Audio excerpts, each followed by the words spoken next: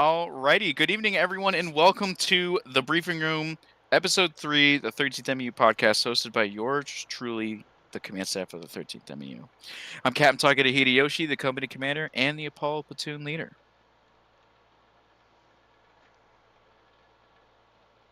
I am Captain Dubs, commanding officer of Tuma. I'm Second Lieutenant Soccer, Executive Officer of Tuma. I'm First Sergeant Cyber, SEA, down here in Lotus Company. Master Sergeant Ace, AEA. I am Senior Chief White for Trauma Element. My name's Lone. I am from 1-1, Private First Class. The Dun Shield. The Dun Shield. Oof. The Dun Shield. Yeah. All right, well, with that being said, welcome along, Lone. Fucking good to have you. Fucking got on here from the guest wheel and whatnot from last week. How you doing? Doing pretty well. A little bit of craziness at work here and there. But besides that, nothing too much. I hear you, man. What do you do at work? Or what do you do for work, if you don't mind sharing? Warehouse, mostly. Oh, God. Yeah. So, like, pick things up, put things down? Yeah, forklift dealing with. Oh, you're forklift Oh, certified. he's forklift certified. He is forklift certified, boys. Look out. Absolutely. Episode Hide your 2. wives. Yeah, I would love to get Class A fucking CDL, but can't get that yet. Is that like bless. 18-wheelers and shit? Yes. Oh, dude, you're gonna be on the road all the fucking time. That's court. gross, man. Oof. No, contract mostly. If I wanted to go on road all the time, I would just get my own truck at that point. Do nothing but contract. Both those But things nah. cost about as much as a house now. About so, yeah. I mean, shit, have you seen, I've seen, YouTube or TikTokers, film, videos in them? It might as well be, a really, really small apartment. That's true. Yep. Especially once you get to, the, what's it, the twin sleeper or something like that. What are they called? What's the big cabin called? Those things are, a small house. Isn't it just a It double? would be nice. Yeah. Just a double think wide or so. what is it? I don't know the technical name, man. It's been so long. My grandfather used to drive one of those, and I used to hang out with him when he would come visit the family because he was a trucker once he got out of the Marine Corps. Oh Lord, but yeah, man. Fucking welcome aboard. How's everybody else doing? Cyber, how you doing, man? Doing good. Still out here in Virginia. Had a pretty good day today at work. Found some cool shit. And was able to, kind of stop the bad guy in their tracks for a good bit. So that was actually really cool. But I'm not quite as sick as last Wednesday. That was fucking awful. So You definitely sound a lot better. absolutely. Yeah, and then we get to see what happens when you get back to Hawaii if you get Oh, climate God. change sickness again. I swear to Goodness. God. Bro, I miss my laugh dog my ass so off. bad. You have no idea. I miss my dog so bad. Oh, I can't even It's so imagine, bad. man. bro, I I'm always miss my Toby. pups back home. Toby, man. Dude, my folks will send me videos of my pups back home. We got 6 dogs, and I raised them and everything, right? And she'll send me random videos and shit, and it's always like, "Are they okay? Yeah, they're fine. They just killed a random coyote the other day because they were trying to kill the Yay. sheep." That's hardcore Oh. as fuck. All right, cool. Did they eat good? Oh, Yeah, they ripped it apart. Oh, that'd Oh, be Lord. fun to have happen. I miss my fur babies, man. Hell yeah. I got Dubs? mine right here with me. As you guys can hear, most of the time when we're in op. Sometimes, Sometimes. yeah. I think they I gave us remember one you of our told me- iconic. Sorry, go ahead. Yeah, no, you were getting to it. I was about to mention it too. Yeah, one of the most iconic soundboard clips I think the 13th have ever had. Dubs, you have that on cue? I think that's Alex has it. Alex definitely has it. Alex has got it. Shut the fuck up. Yeah. Trust me, he has a lot of shit that would get us in trouble on his Yeah. fucking soundboard. Oh yeah. Yeah. Yeah, I guess that really means that like Alex is one of those people where like, you know, he either stays in the unit and stays friends with us, or we go might to have to kill jail. him. He He's, knows too he's got a lot. much. He's got a lot of blackmail on us. Yeah, he There's just knows a lot too of much. incriminating sounds that could be taken out of context Gotta- on that soundboard. First time Yeah. ever S2 meetup. In Sweden, Find his server. Find a server. Just start breaking everything. Oh, dude. Well, I think that was a good enough little intro for everybody around the table here. Unless anyone has anything else, we can segue over to dubs and potential questions we might get. And obviously from the audience tonight, if you guys have anything, throw it in the chat. But dubs, what do you got, my man? All right. Well, we're gonna take our first question that was DM'd to me. Hey, Oh. Before you do that, Cyber, the music that you suggested is putting me to sleep, dude. Just don't be Yeah, old. that's crazy. Have you tried sleeping on a regular schedule so you're not tired at 8 o'clock at night? All right, I'm going to bed. An hour later, I'm What back. Yeah. What the fuck are you talking about? I'm A back. regular sleep schedule. I'm back. Hey guys, I'm back. You said you were going to sleep 30 minutes ago. Hey guys, I know I just got off work from a double, but I gotta sleep for 30 minutes because I gotta work a double tonight. My man's just making bank right now, man. He's just going through it. Hey, I'm single. Might as well. Mm-hmm. Perfect Well, time to fuck. Not single. Yeah, I was but about to say, wait, I wait, was like, wait. I live by Yeah, hold on. myself. Find his girlfriend. Someone find his girlfriend. Set up the podcast right now. I actually said Bum, I actually bum, said it to her a little bit ago. Oh, well, Lord. you're dead. You're dead. Oh, You're You're cooked, dead, brother. She's got to catch it was me nice first. knowing you, White. Oh my god, wow. White! You can't say that. What did he say? Don't worry about it. You missed Hear it. him. Anyway, I'll go back and listen to it. Dubs, what do you got, man? All right, this one is specifically for Yoshi. Hmm? Uh oh. Oh. What I do now, man? Why do you hate OCP? Why do I hate OCP, man? OCP is fucking Why dog don't shit. you? It's gross. Whoever wrote this, gross. You're nasty. But let me go into extreme detail. First of all, OCP is somehow passed through army regulations from some top brass motherfucker. Don't quote me on this in 4 years whenever my actual promotion boards come up. But, sir, whoever Clip it. came up with it was really dumb. Okay? Like, the only thing that OCP generally... Wait a minute. I'm thinking of ACUs. Never mind. OCP is not bad. I was about to go into a whole rant about the wrong uniform. Oh my god. I don't hate OC. Cam. Yeah, Oh, they talk about the regular cam, right? Multi-game, yeah. Yeah. Yeah. Yeah, No, I have OCP nothing- multicam, yeah. I have nothing wrong with Yeah. OCP, but we're Marine unit. Why the fuck would we wear OCP?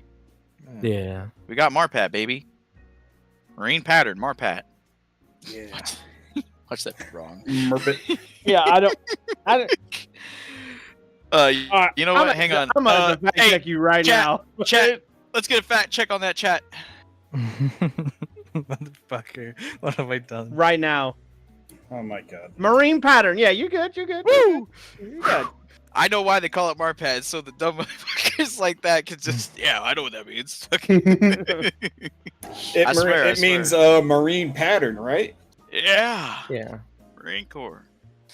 But yeah, no, I was about to go into a whole rant. When I heard OCP, I thought ACU. The old gray ones that would like blend into nothing but fucking concrete. They work if they're dirty, you know. I forgot they I saw a video where they actually like put in some like brown into them, and it actually like when they were going to OCP or whatever, they were doing the trials and they actually upgraded it to put some like brown in there, and it actually didn't look bad. Like it actually looked like it would work. If But- ACUs are dirty, Blue. if they're dirty, they work. That's the problem. Well, that's the what it army looked- doesn't like well, that's- dirty uniforms. Well, that's what it looked like. I forgot they kept, I think, the light gray, but they replaced like the dark blue gray digitals with like brown instead. I think. Oh, I like feel in like- the actual pattern. Yeah. Mm. Mm. It See, didn't I look feel horrible. like Cat or myself actually can go on the same rant about the old Air Force's Tiger Stripe. Oh god. Tiger Stripe is Stripe. awesome. Oh my god, Tiger Stripe is amazing. I don't know No. what the fuck Air y'all are talking about. Forces. What Look, do you? okay, Chair Force is not going to be fucking out in the front line trying to camouflage themselves anyway. They just want to look True. fucking cool. And Tiger What about the Stripes try to do that. PJs, security forces? What about those Again, guys? they They're drop out into there. They fucking- never they wore drop Tiger into Stripe. secure- Yeah, they don't fucking wear I it, and don't also remember. they drop into secure. So it doesn't locations and work. shit. Well, Yeah, it's well just even meant for right the now, Air Force to Air look Force doesn't cool. even wear Tiger Stripe anymore. They're on OCPs. Yeah, they switched over to the Army Cat. The Scorpion one, right? Hey, Cyber. No, the Scorpion stuff is the Scorpion is British shit or Australian shit. One of them. Hey, Cyber. Does the Navy still have their BDUs? No. We're in Type 3s, NWUs, man. We got Those are the so much better than the old. AOR 2, I think is the actual pattern. It's like green Dash camo out. Yeah. Are That they super still comfortable, man. blue and gray? no, the green Oh The wow. green- It's like it's a with slightly light green and black mixed in. Imagine Yeah. Marpat, but like with no off-colored. brown. It's No no brown so Marpat. instead of the green, brown, black, it's green, light green, black. Yeah. It's a it's a shinier green, which kind of makes sense if you're looking for a motherfucker in the water. Yeah, I don't know Yeah. whose idea it was to be like, oh, I know, our guys that stay on ships and can fall into very deep blue water. Let's make them wear very dark blue uniforms. I don't know what admiral made that decision, but just Respectfully, sir, you're a fucking respectfully, idiot. sir, I will say I this. think people probably died in the middle of the ocean somewhere because they couldn't be seen. I will say 'Cause this. we all know the die packs are definitely up to date and not expired and not rock hard and definitely deploys when they're supposed to 100%. 100% of the time. I will say this. When I was in the Navy, we loved those uniforms. They look nice. They look good. They will get you killed. Just simple Yeah, as I that. remember- They were so much more comfortable than everything else. The end-ups are actually not that bad. Now the end-ups you have to go through like 5-6 washes to get all the fucking fire retardant stuff out, like, because that's not comfortable. It makes it like plastic. But once you wash that out, they're pretty comfortable. Not gonna lie, they're actually nice. Once you get that safety feature off of them, they're perfect, man. Let me tell you. Okay, all right. No safety feature is gonna be fireproof. All right, they're not built to be fireproof. What happens is they get too hot, and before they catch fire, the plastic stuff in it melts to your skin anyway. Hell yeah. Die like a It man. helps none. I remember when I was a little baby airman, I heard they were trying to tell us like all these bullshit rumors about other uniforms. And they're like, oh yeah, the Navy's blue camouflage, it turns to like this fluorescent high-vis orange when you fall in the ocean. I'm like, you're so fucking full of shit. It does No, not do that's that. just the die pack, and the die packs are never not expired. Ever. Dude. Lone, do you have anything on the topic of uniforms that you want to gripe about? Not exactly. I kind of like the colors anyway. It's kind of just my 2 cents a little bit. Tricolor King. Just vibing, just duking it out. Yeah. We should, you know what? Just give the Air Force just orange uniforms. I'll tell you what, honestly, Ew. what I would love to see again is chocolate chip, baby. Chocolate love chip Never is mind. amazing. Track my station. I love chocolate chip. It's so good. Chocolate chip. Nostalgia. I have a chocolate chip on my fucking coat hanger right now from my dad. You want to see again? Tricolor. Tricolor was cool, but It was interesting. it didn't have. The Woodland variant was atrocious. Woodland BDU is bad.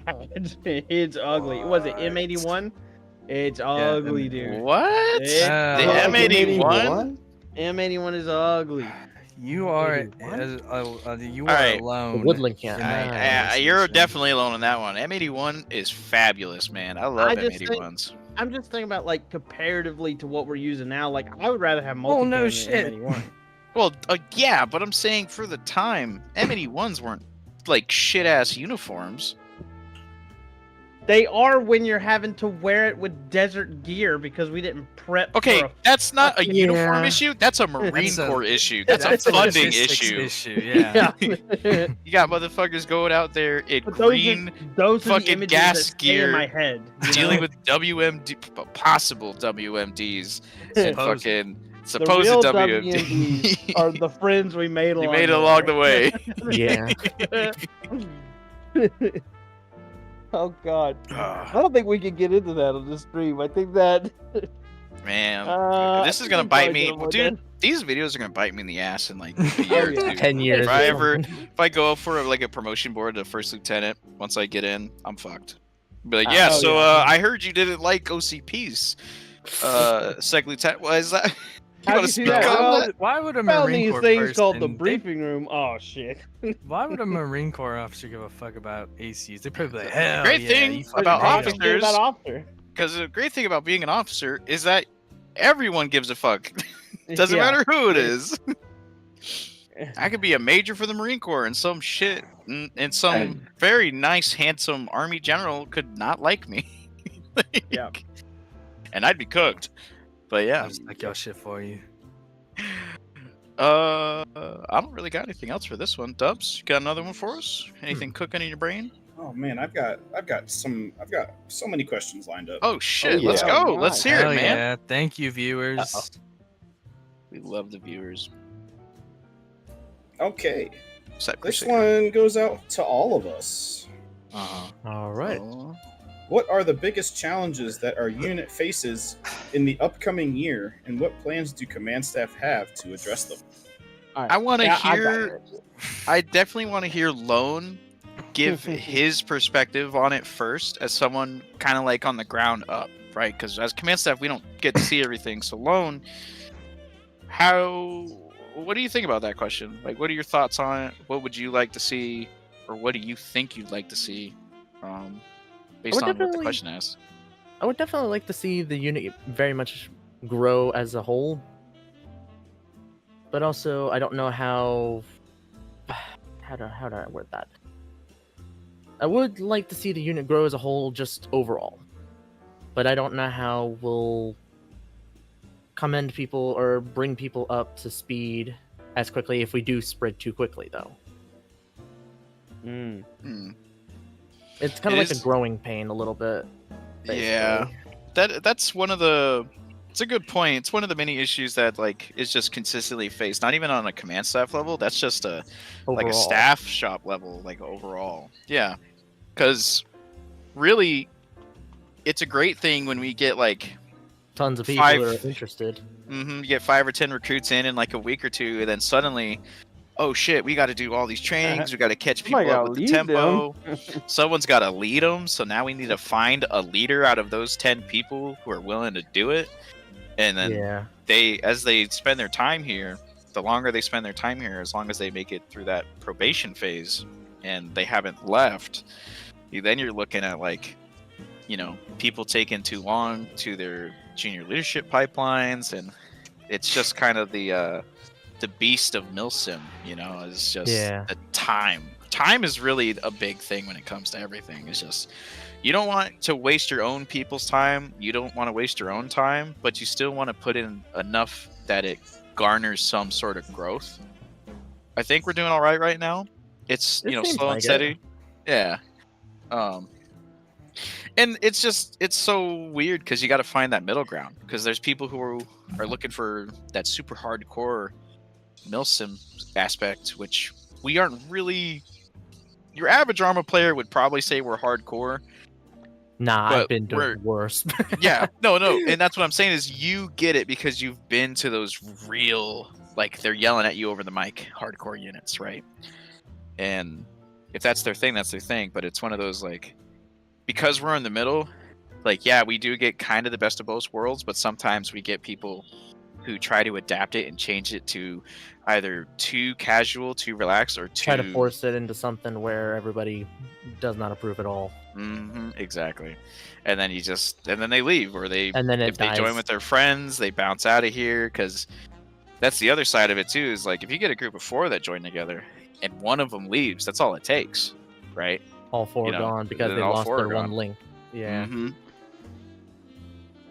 Oh, because one dude wanted to be an asshole. But Yeah. that's just the nature of it. But That asshole's that's a usually good one of us. insight, Lone. Yeah, that's a really good insight, man. What you got there, Mr. Ace? What are your thoughts? Well, I think if I remember, we kind of had a question similar to this asked earlier, and I'm gonna kind of give the similar answer. Recruitment's always a big thing I'd be worried about, people and bodies.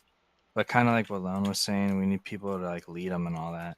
And another thing I'm coming up on kind of the issue with is like we have for TLC for a reason. I believe everyone should enjoy their arm experience how they want to and pursue it that way, and give people the choice.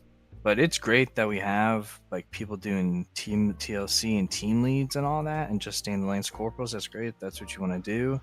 But it's going to get to the point where we're going to need actual NCOs to carry that workload and have that more responsibility.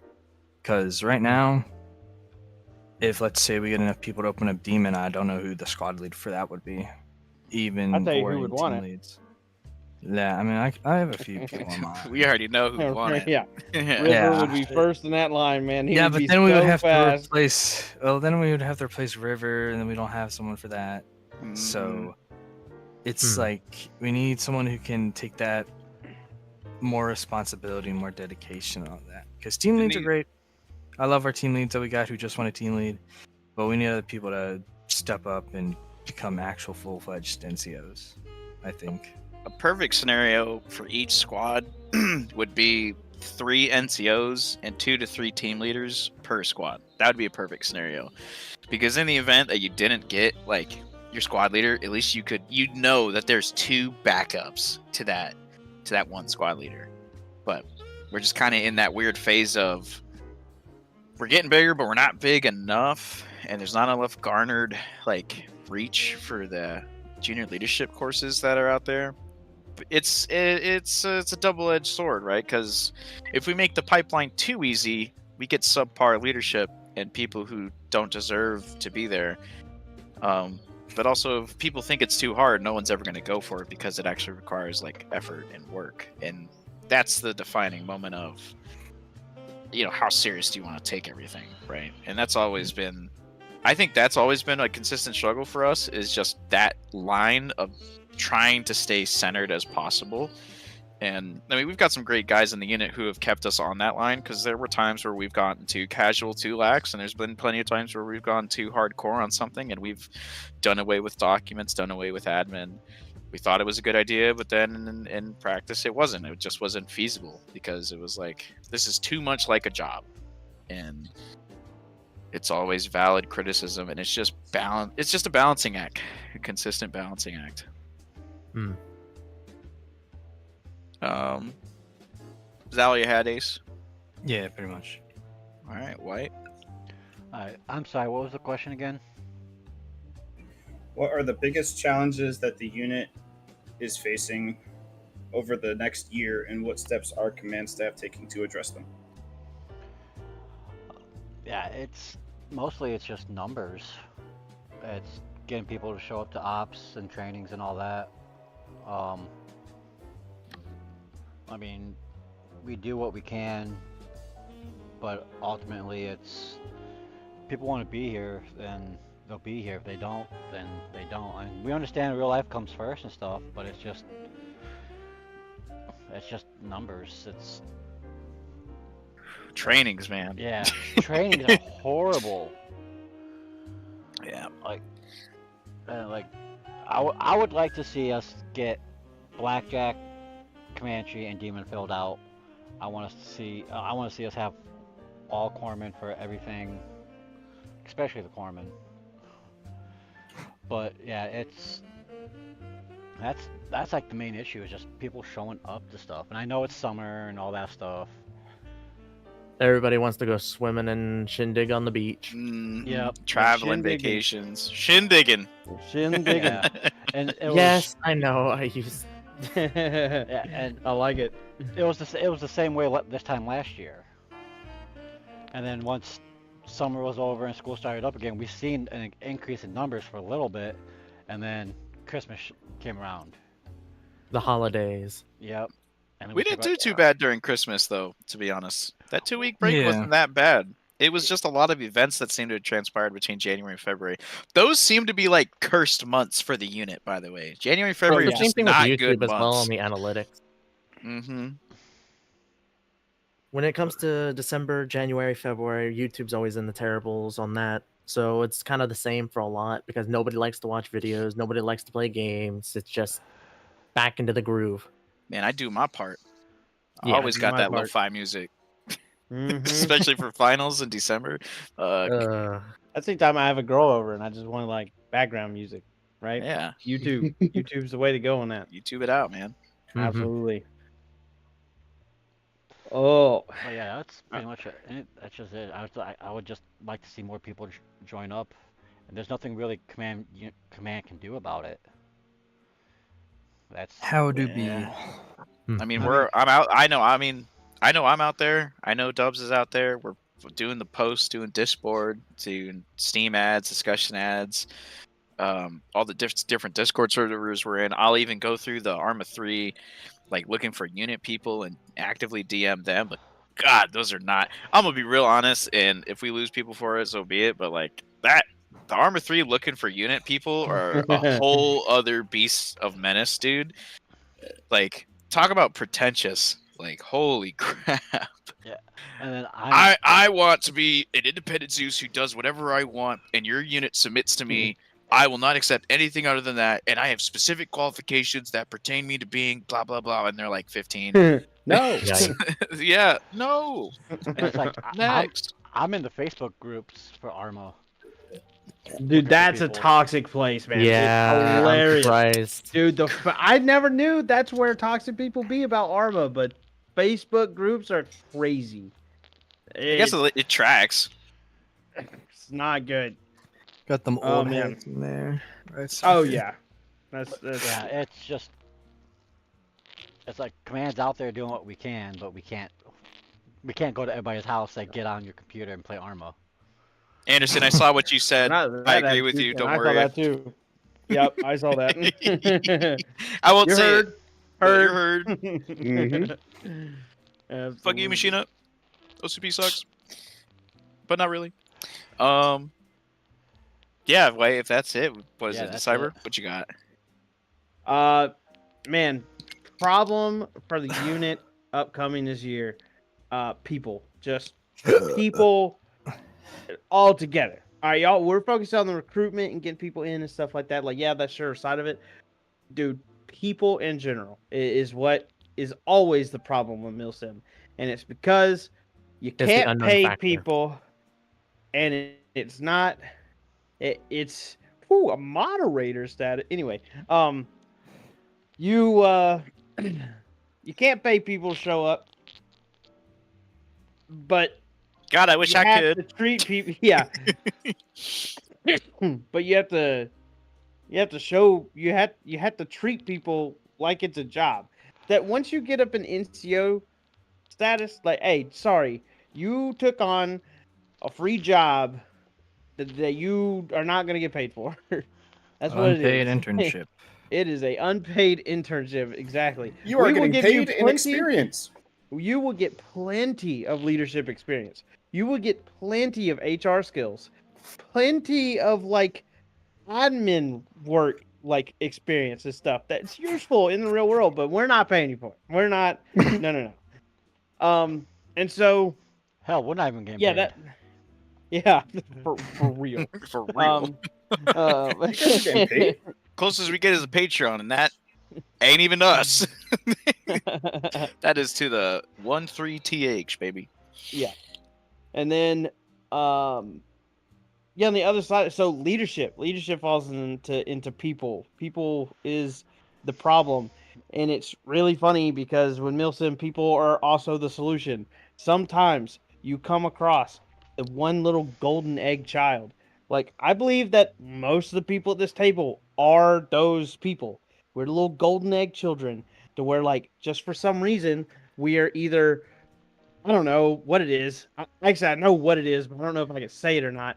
A type of mental illness to the point where everything has to be so nice and perfect, but also the social skills to be able to have the outreach to display that idea to people, and then the character to back up that people actually want to follow us and carry out that or those ideals. Like that's what it takes. Hyperfixation. Exactly. I agree with you on Or, that, Cyber, except for Ace. You know, The fuck? Ace got snuck in the back door when it was open. Wow. I'm Yep.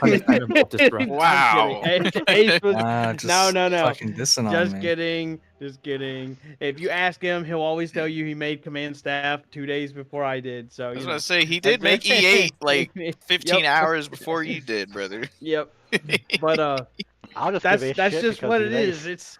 It's either what's it? In other words, you gotta exactly. Yeah. The special. Well, I don't know the special piece of that, but You can say that word. You can say it. calm.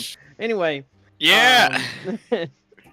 Hey, there it is. You gotta sift through. Yeah, that's exactly right. You have to sift through all of that, and you find those just random people that are just like, I will do nothing but work on this unit for the rest of my life. And yeah, those people will move up pretty high and stuff like that. You know. Yeah, look I don't at know where I me. was going. I feel like people. Hyde put it perfectly in the chat. Yeah. Yeah. I Oh agree yeah. with what 100%. Hyde said too. Yeah, Yeah. yeah. I I will think. say Cyber will definitely be able to agree with it. I'm so sorry, I didn't mean to cut you off, but like just to throw in, I think something that's really sad because to be honest, we try to keep in touch with a lot of lower enlisted, but it's hard because our job is to not always go all the way down and talk to people like Lone. You know, when just for the sake of like keeping that Milsim ish It's effect, understandable. right? Because we want people to make sure that there's still that It's COC. But I think what comes up on our radar actively is like the NCOs, because there's just boom, that's like real responsibility, real leadership. Like we are on your ass, hopefully not in a toxic way. We try not to be, at least I try not to. But something that really sucks for me, and I believe for the majority of command staff, or hopefully all of us, is like seeing that golden egg and having that golden egg be there, and then slowly seeing them become disheartened because of the reality of the rigmarole of Milsim. Oh God. You know what I mean? Like Yeah. after Beating like hammer on the 6 head, months basically. or a year, and it's like, wow, so this is what it is. Like this is the motion of growth, ungrowth, growth, ungrowth, shitheads, not shitheads. Like it's just a back and forth consistently, and until you get to that point where you're at such a preposterous size that it wouldn't matter anymore, it's just a constant. I think Lone said it best, was just a constant hammer, just It's always always a hammering beating away. head on the nail. You're trying to hit a duplex into a freaking piece of 4x4, but you can't push through because it's not a duplex nail. Guess what it is? It's a damn sinker that doesn't want to go in because of how thick it is. Mm-hmm. Bro, all my carpenters out here knew exactly what you just said. I thought I didn't know there were I was different lost. nails. I'll be honest, bro. You I thought, yep, I'm with missed that. me on that one. Like, Can any just carpenters let out in the chat confirm? Just let you know. Confirm. Any people in the tools and shit. I built a Fingers are deck bad. once. I know. I built an IKEA I did desk. too. No, Yeah. I've built Okay, that's not chairs. building. That is I've adult built Lego. chairs. from my experience working in a warehouse, I mostly deal with the concrete, rebar, the drain piping, anything foundation related. So that's just my work. I have to deal with it. Very good. Well, when I need cement poured and a foundation laid for my house, I'm gonna call you Lone. We'll call you up to build Absolutely. the real Milsim Right. HQ one day. Back on Hell yeah, brother. people. Yep. Because I've definitely 100% lost my point. Shit. Sorry. That's no, my you're bad. good. That's my it's all bad. good. It happens so easily with It us. just happens, man. I'll submit where I want to. Price, shut up. Anyway. Yeah, people are the issue, and now, it's. But again, okay. Oh, I got it back. Yeah, I got it back. So people are also solutions to that. You find those, like golden egg people that want to put their all into it and stuff like that. Like what? Can you read?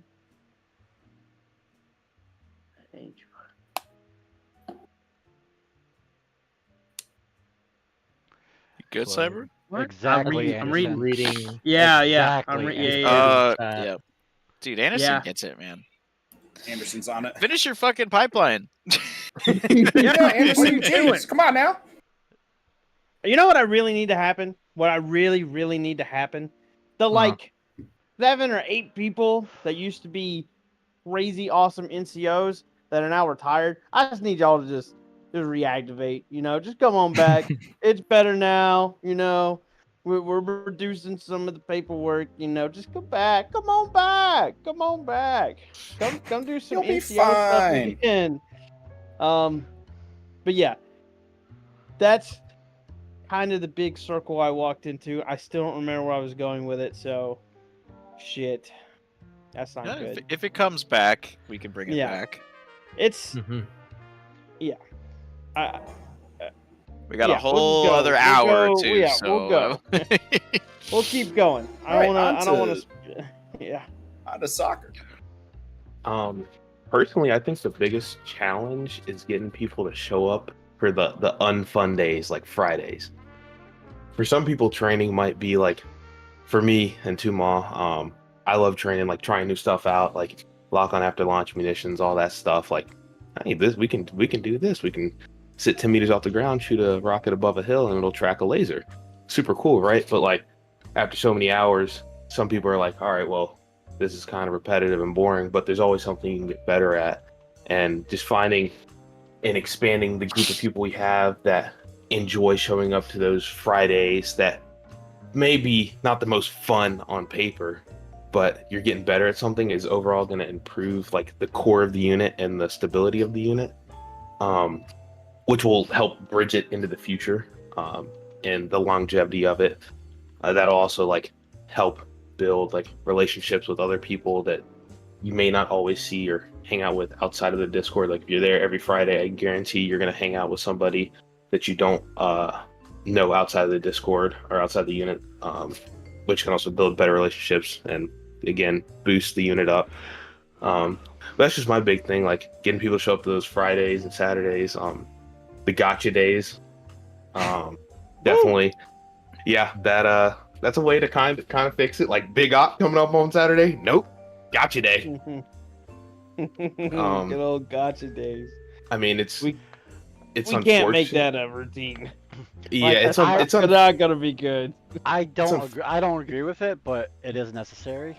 it is unfortunate. Like it's unfortunate that that's what it has to have. Like that's what it has to come to. But the training is important. It's not something that like, yeah, you did it 20 times, but I guarantee you could pick something out of it that you get better at. Like, yeah, I did something wrong right here. Could fix that. 21 times may have fixed it.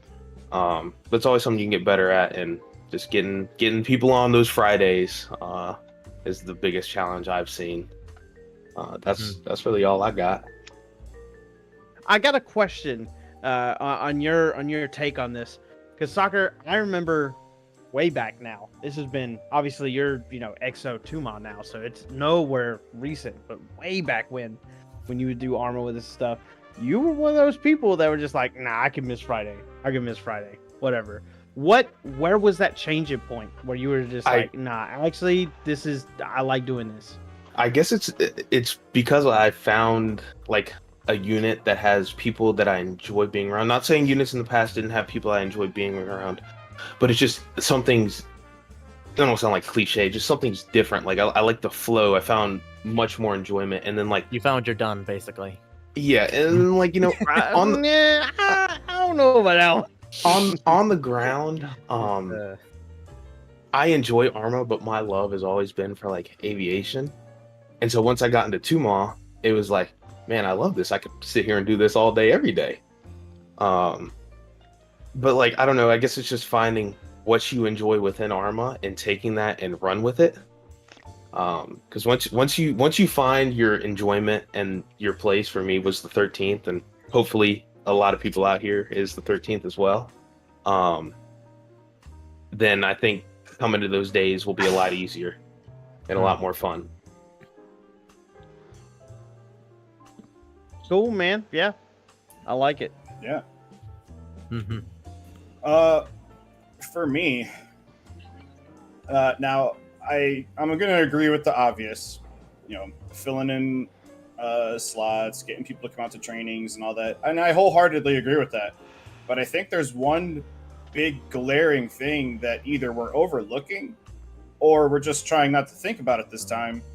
But it is a very real possibility in the next year we're gonna lose Yoshi for like 8 to 10 weeks. Probably longer. I don't even see it as a problem, man. I don't. Yeah, I really I don't. mean, initially yes, because I mean we'll have like we'll have time to prepare for it, but I think once it actually happens and Yoshi's away finishing OCS, there's going to be an adjustment period for command staff to be like, okay, what do we have to do? Who's going to do what? And stuff like that. Yeah, I think it's just something that I think about.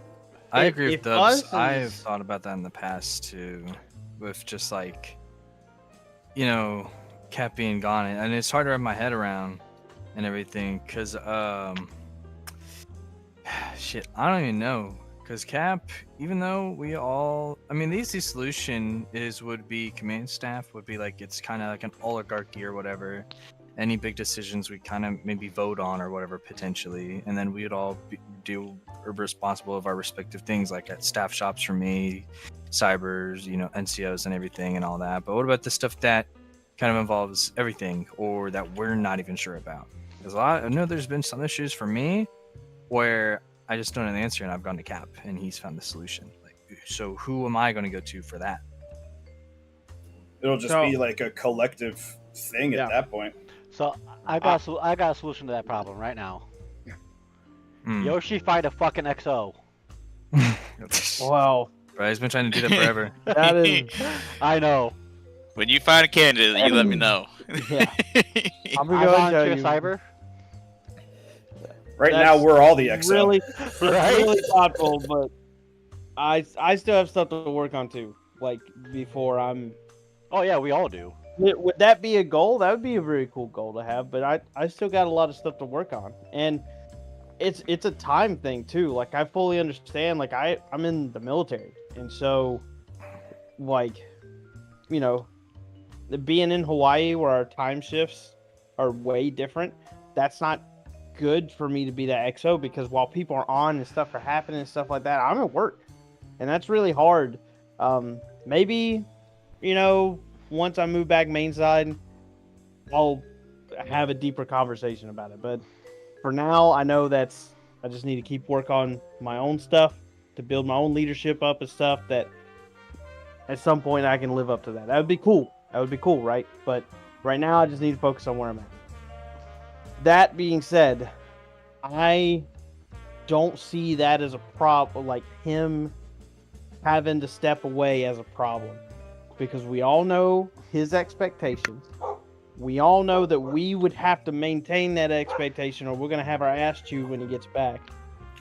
And I think each of us has the intellect, the leadership skills, and the know-how at this point. We've all been in well, besides you, Soccer, you're fresh in your position.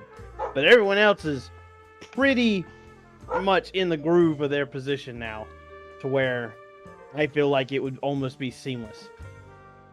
Of course, we're gonna have one or two people try us, right? As anytime there's a power void, somebody's gonna try to see what they can get away with. That'll happen maybe once or twice, I think. S2 will handle that, and we're done with. Recruitment through S1 will still continue. Server integrity will still be covered through S3.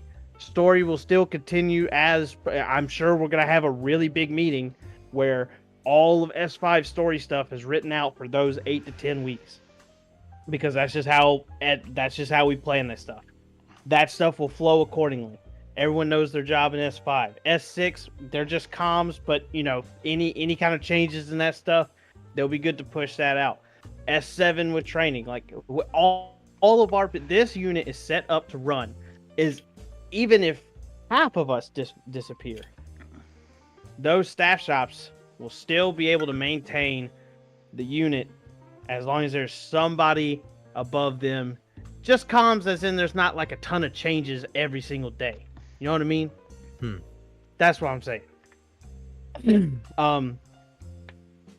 It's set up to run itself.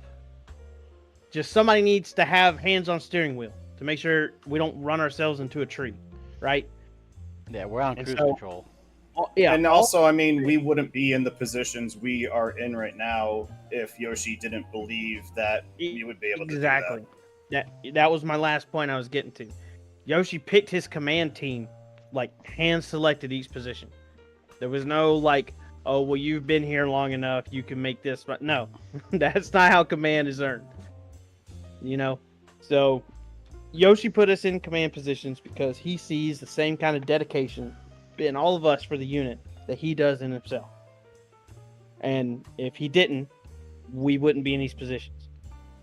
And so I 100% think that it is going to be a seamless transfer. And when he comes back, we give him a very long AAR of what kind of major events happen, and we'll pick up right where we left off. that. Oh, dude, an AAR for 10 weeks of activity. Yes, sir. GPT. That's going to be a Oh, full sit rep. I'm gonna have a fun time reading it. Don't you worry. We're gonna when you're away, we can send you the electric mail. Oh god. We're gonna send you actual AARs for you to read like once a week. I want all the details, man. Y'all better not skimp out on any juicy shit that goes down. I want to read it and be like, oh, yeah, fuck get that the guy. AARs from Tuma and ground for your ops that are occurring. We'll keep you up to date with story and shit. It'll be fun. It'll be a good time. Yeah, But yeah, I think. Go ahead, Cyber. Finish out. No, I was just kind of. Sorry. Yeah, I was just wrapping up. Like, I think that's gonna be seamless. I really don't see that as gonna be a big problem. Not with the people we have sitting around this bowl of beans. You know. For real. I think that Dubs includes does you, bring Lone. up. Yeah, Lone. This also does include you. This includes everybody. Like the Alright. whole unit. 100%. I think. Where to even start on that one? I think Dubs does bring up a very important topic, and it's been brought up several times in the past. And I think it's only because it's brought up once in a while, because it's just a little like, hey, reminder, poke, nudge, nudge. Like this Wink, is gonna happen. It will happen. It's not like it's not an if, it's a when.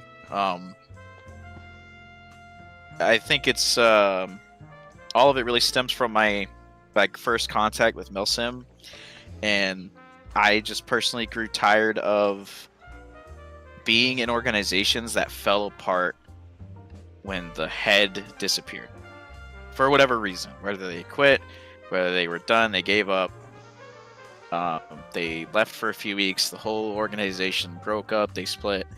I hated it. I hated it, and I designed, orchestrated, and worked with everyone here to try and avoid that as much as possible. God forbid if I were to pass away for whatever reason, you know, like to actually disappear, I have the full faith and belief that this unit would still continue. Just the way admin's set up, the way command staff is set up. If it even came to a point that you guys had to appoint a new unit CO amongst yourselves or from whoever else, I think the unit is perfectly capable to keep pushing onward. I have done my job and still do my job, and that is to administer, run, and, as you put it, handle the steering wheel But as far as everything else is concerned, so long as we're not wrapping ourselves around a tree, everything else is on cruise control with all the other shops and elements and just junior and senior leadership. You guys would definitely not be where you are if I thought I'd have to baby you. Do I got to get on y'all's ass every now and then? Sure, that's my job. That's just part of being the CEO. Is like, hey, we need to get this done. We need to do this. We need to get this filed out.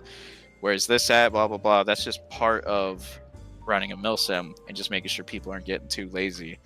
I think you guys are more than capable of being on each other's ass as well as me being there, if anything.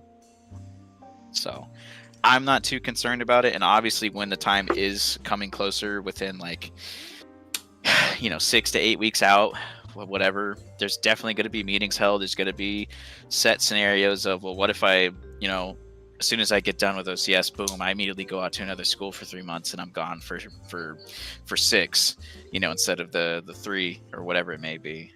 I have full faith in you guys. I have no doubt in my mind whatsoever.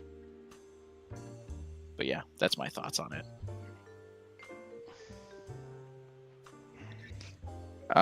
Cool.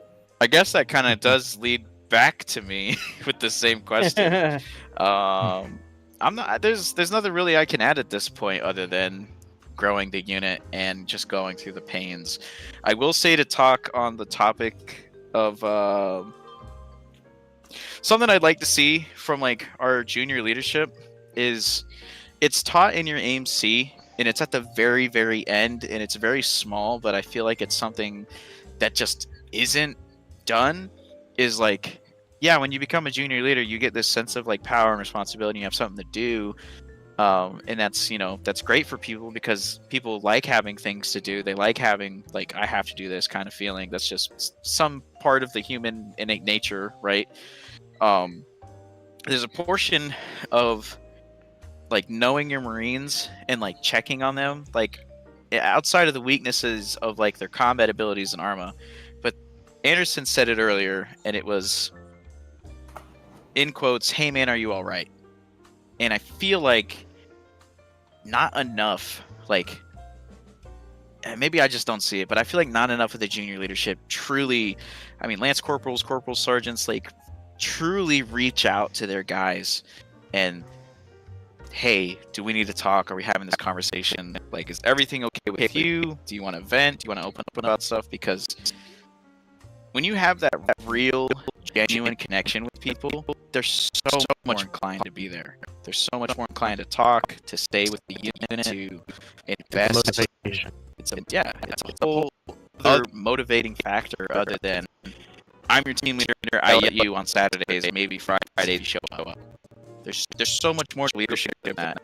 And I think we teach you guys as much as we can through the pipeline, but there's only so much that we can just have you, force you to do in short, right? Because if you don't pick up on it and you don't care enough for it, that's your way of playing armor, that deals you. But at the same time, it's like, if you want to combat that issue of people not staying around because they don't feel like they're wanted, that's one of the only ways that you can combat. Now, granted, people are pieces of shit. Apparently. Yeah. Most of the second they get caught up. Why got any information on some buggy audio? What's going on?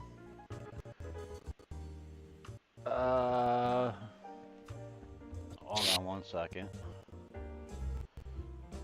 Seems like a capture issue.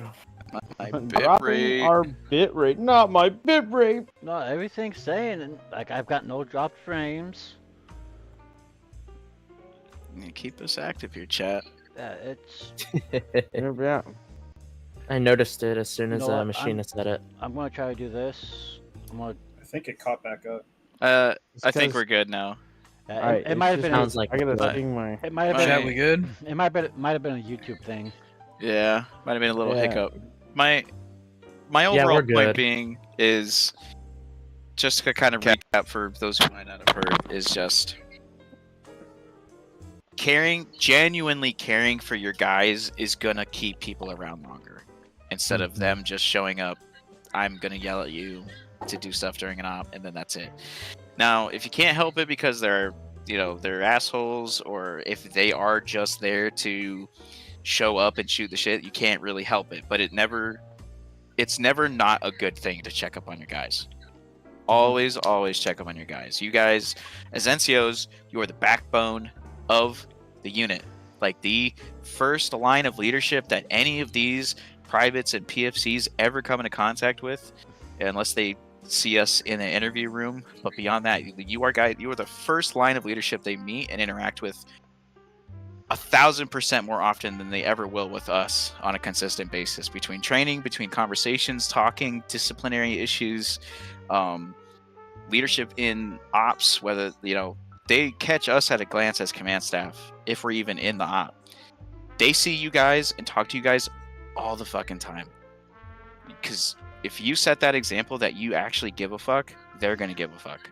And if they don't, they don't. But I'd rather you take that chance of they don't care and you still caring regardless. And because there's just more to leadership than just yelling at people. It's being there and hearing your guys out, even if it's just them venting about some random shit. Always be there for your guys, no matter what. In a Milsim and in a real world context, always care for those who are beneath you, no matter what. Set that example, set the tempo. I agree. And another thing on that too, I don't think people, maybe some people do, some people others, but our units, NCOs in specific, are a lot more special, I think, than other units. Because in other units, it's like you show signs of intelligent life, congrats, corporal or whatever, But in this unit, you gotta work for it. Like it actually means something. So compared to any other unit out there, NCOs are special here. It actually means something.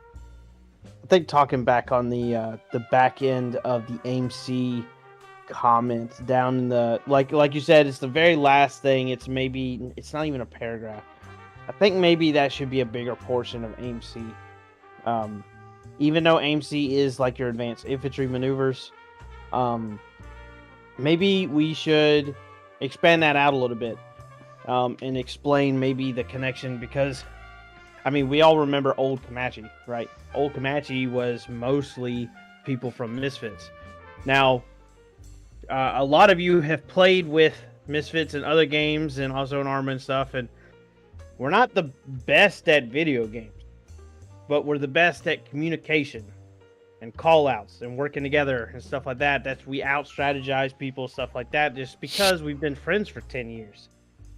I think that is where we could build some competence and some and more enthusiasm about Fridays and Saturdays and people wanting to stay and stuff like that. I think if we could start teaching our NCOC candidates and our NCOs and stuff more in AIM-C about reaching out, being there for your guys and stuff, not only just like when they're struggling, but when they're playing other games. Be friends with your people. Like, if you people will show a lot of interest at first of showing up on Saturdays for cool missions and stuff like that, but you will keep people interested in, oh yeah, I get to go play with my good friends. Like, oh, our fire team, yeah, we've been playing together for like 2 months now in this unit, and we're gonna go kick some more ass. Like, those people connections is what's gonna keep people stay in the unit, hang out with want to hang out with people more.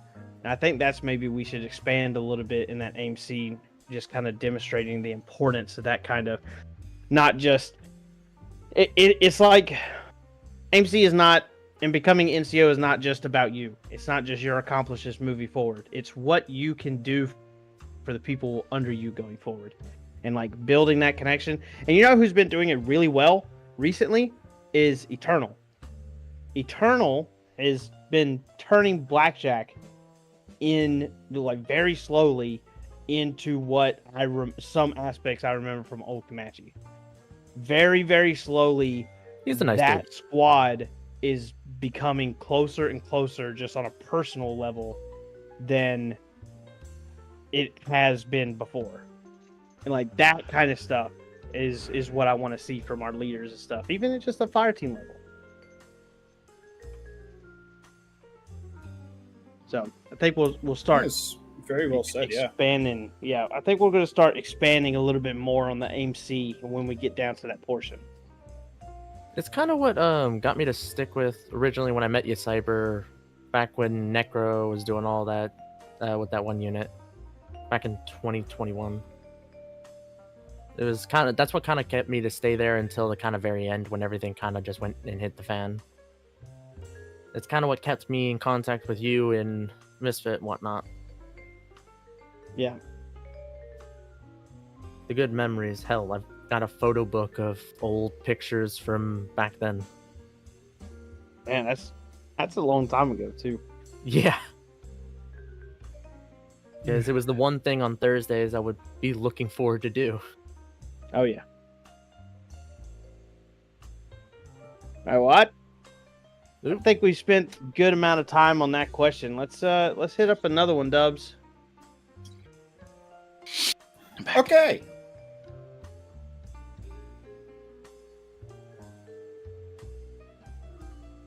All right, this one goes out to our storyboard creators. No shit.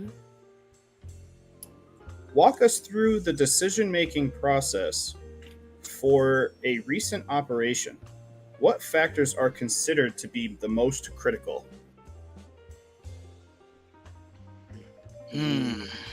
Most critical factors of storyboarding. I think it's something that we teach our guys. Well, whenever I do their Zeus calls, in the beginning and at the tail end, what I tell them is the 4 like basic points to. Are you saying in terms of Zeusing or in terms of story? One that leads into the other. So how do you create the story for an operation, and then how does the flow of that story translate to how you Zeus it?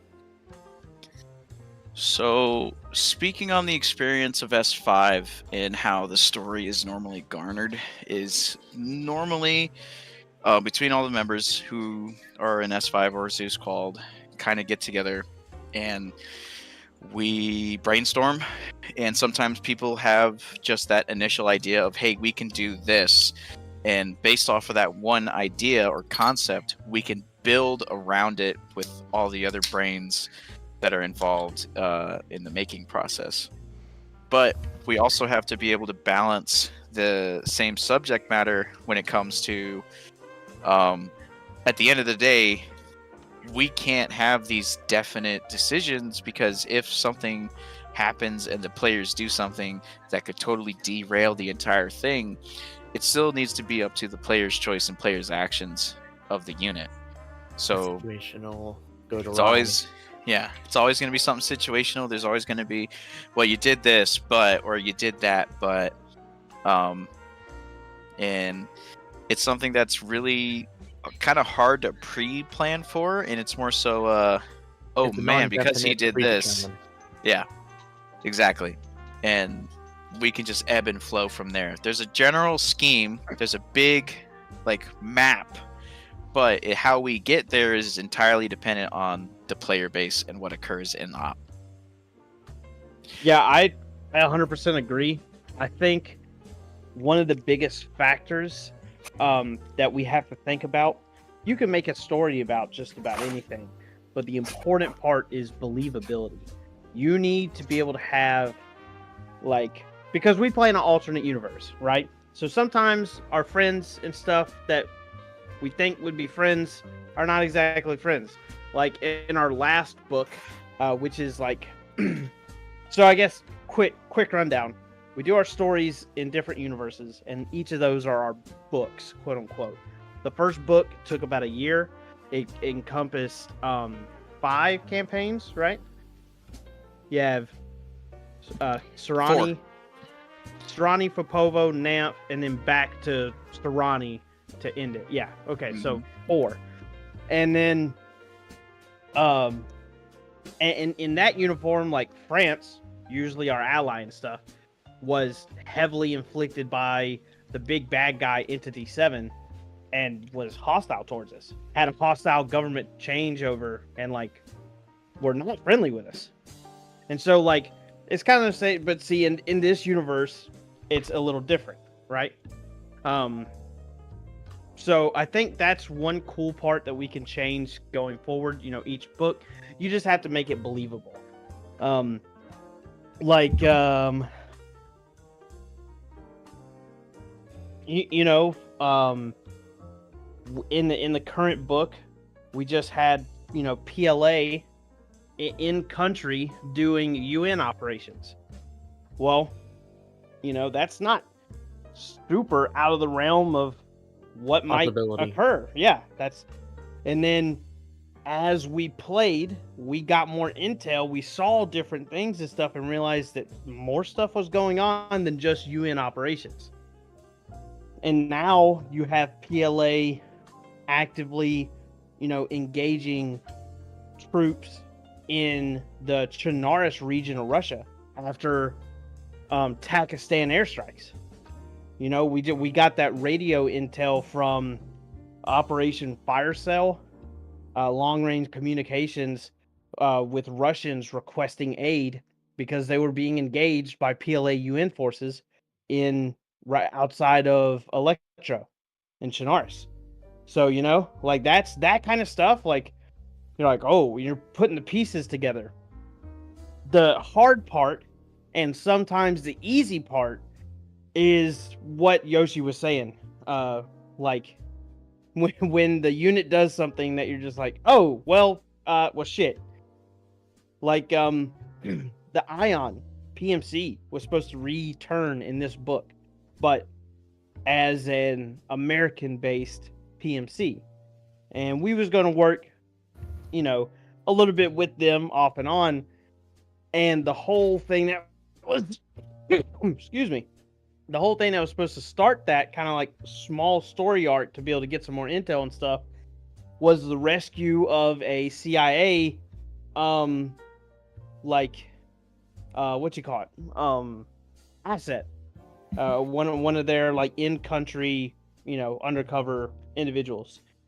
Well, upon recovery, that person got shot and died, and so Ion BMC has not, that whole story arc is gone because we weren't able to start it. And so, like, that kind of stuff we would have led to some more intel about maybe potentially PLA involvement, or we actually would have seen a lot more like plans and stuff with Iran assisting Pakistan.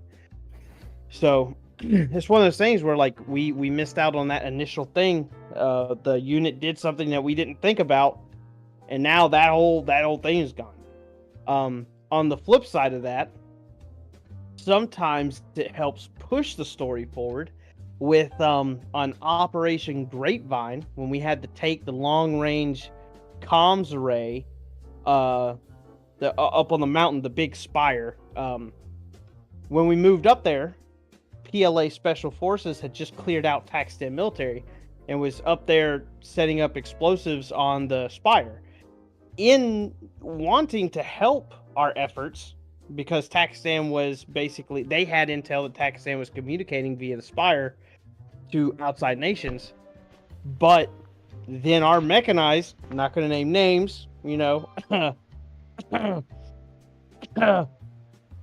Ron, or not Ron, what's his name? Rock. Yeah. Opened up on one of the PLA soldiers with the LAV, and a full-on firefight broke out between PLA and 13th MEU. And then you can find the video on our channel of the PLA's response to that to their media.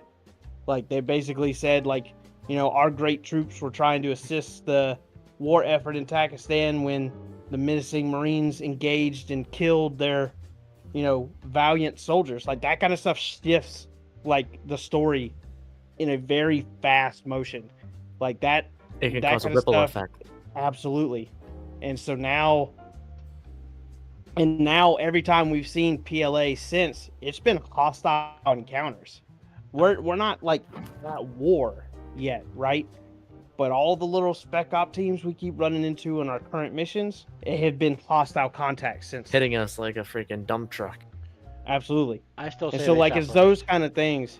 Yeah, I'm assure you as a Zeus side, just to clear it all up, I've got video they evidence. did not shoot first. I've They got might have video shot into evidence. the air, but the LAV hit the guy in the chest with a 25 millimeter. I remember. Don't blame it on Rock, blame it on me, because that guy shot at me, and then I was alone, and so I asked for help. Yep. It's an exciting side to really the Zeus team, because when you're Zeusing all the time, it can get really boring if you know every single little detail about how you want it to play out. And then when these cool little, oh, well, that's fucked. Oh, shit. Like, Oh, God. I didn't know that was gonna happen. And there's always like this brain moment of, as soon as it happens, you let it play out, and then you immediately start thinking, ooh, how does this change the story? How does this affect the path everyone's going on? Will they remember this? You know, like a Telltale story. And I think, kind of wrapping it up, it's all of that, but it all eventually rolls back into, is it easy for people to understand, and is it in depth enough for people who care? And then that in turn wraps around to, are people having fun? That is like the most important aspect. I think that is like the base building block, is people having fun. As long as they're having fun, that's great. If they're not having fun, what's the point? They're not going to come. Exactly. Mhm. You need to have stories and scenarios that grip people, They're modular. into it. I still Modular remember stories that kick.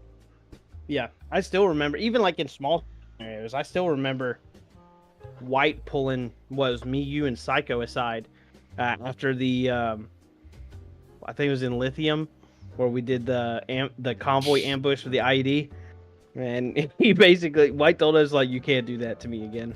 Don't do that to me again. Oh, that was yeah. that was one of those moments where, like, wow, we did something that, like, it's one of those things where, like, wow, we did something to slightly trigger a service PTSD member. moment.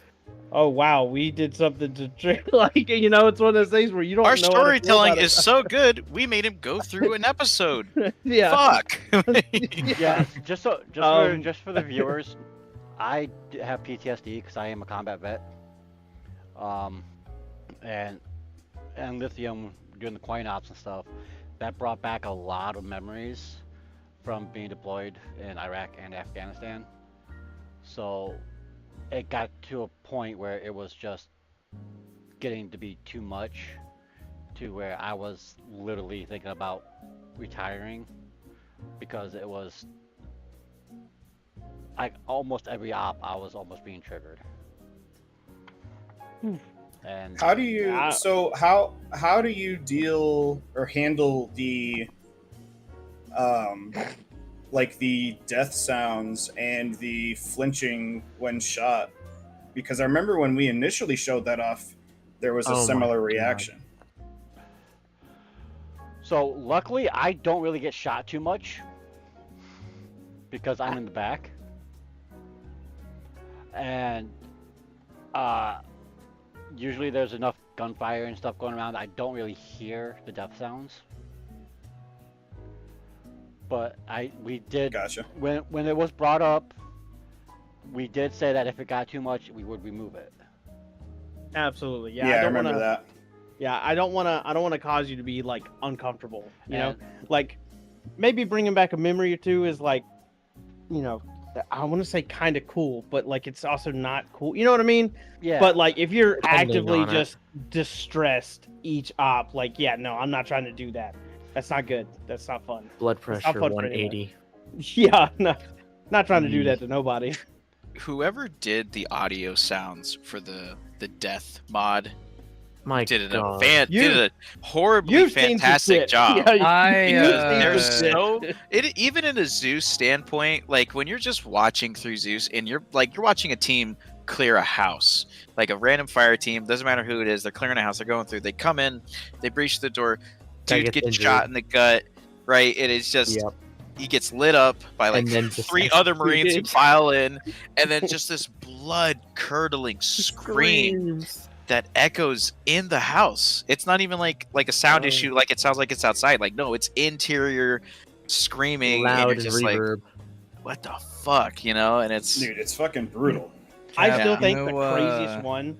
I still think the craziest one was the It wasn't a Marsoc op. It was Force Recon on the town of, I can't remember. It started with an S. It was Sarcosa.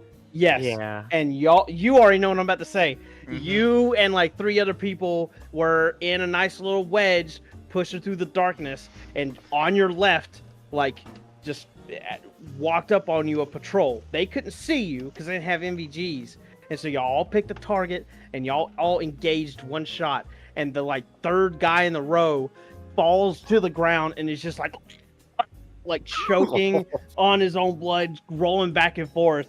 And Yoshi just walks up, looks, and just puts another one in him, and he just goes quiet.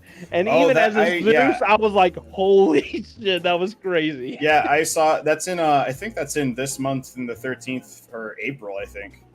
Actually, it is. I remember this. Yeah, that was The an fucking video. insane moment to see. did And I'm pretty sure Yoshi even says, "Whoa, all right," and then goes back to it. As I walked away, it didn't like settle, like, because it was one of those, like, again, it's a video game. There's still that separation for me, and it was the realization as we continued along of like, holy shit, and that's why I clipped it, because I was like, you go out of, there's a point where you kind of go in and out of, like, when you train on something so like often and consistent, you don't really think Vividly. about the smaller details of it, and then when you suddenly, like, you know, Lone said, you just review it all instantly in your head, you're like, what the fuck? Like, you know, like, because then if you translate that into the reality of what you would do, like, Would you do damn, it? you know? Like that mod, the sounds that it brings to Arma, like I would equate it to Ready or Not, like those sounds. Like, Yeah. they're almost indistinguishable. Oh, I wonder if that's where the files are pulled, because they are really close. Yeah, when Cap, the discussion for that mod came in, I did not want to be the one that ruined people's immersion, so that's why I agreed to it, and that's why, like, during op stuff, I'm more of a roaming now to, like, stay away from the front lines like I usually am. I've noticed that. So it's better for the corpsman to have a roamer that can help out in any situation. And 2, it helps keep people immersions in the game because it's not affecting me as much as I thought it would. And, like, I am willing to work around my issues for the unit's betterment of immersion. And it's like when Cyber and stuff brought it in and said that, hey, if this is too realistic, we'll take it out. That, I appreciate that, I really do. Mm-hmm. But I don't want to be the reason why some people just don't have fun because the sounds doesn't sound right. So that's why I'm always roaming if possible. And even if I'm not roaming, I'm still back far enough to where I don't really hear those sounds too much. Yeah, man. And again, like, we also know, even with our new Zeuses and stuff, like, I mean, I even, like, I've told Alex, I was like, hey man, if you ever see White just off by himself, don't like send stuff fuck to with him. him. Don't fuck with him. Give him a minute. Give him space. give him a minute and stuff. And so, like, I want to make sure that, I want to make sure you're having a good time, and, like, it doesn't like feel real, but you're slightly immersed in stuff, but not to the point where it's causing you issues. You know, that's not the goal here. We want everyone to have fun. I guess that's a big cycle back into what the question was, is, like, you know, the most critical thing, believability, and, like, everyone have fun, man. That's what we, at the end of the day, and I know everyone hates this phrase, at the end of the day, we're playing a video game. And the point of a video game is to have fun with your friends. And so that's what we want to do.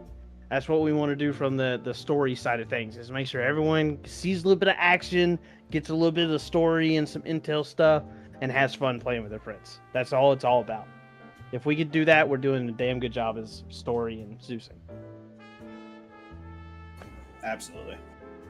I think that wraps that one up then. Yeah. Mhm. All right, next one. These have been great so far, man. Oh, All doing yeah. awesome. Oh yeah. Loving the feedback from you two alone. So just keep it in. for the Zeuses. What is your favorite interaction with a Again. player as a Zeus? What is your favorite interaction with a player as a Zeus? And for the players, what is your favorite interaction with a Zeus? Ooh, this is good. Oh man, there's been some great role playing times. I was gonna say I'll go I think first. this one we can go bottom up. Yeah, Yeah. Yeah, do that. that's true. Yeah. What do you got, Lone? Do you got any good role play moments you've experienced, whether it was from or with a Zeus or with anyone during an op? Or just a cool thing that you've seen from Zeus, like a particular story event or something like that. So two different things. One of them from the Zeus point of view. I'm always stuck, so I don't really see any kind of the story moments happen. It's a good example.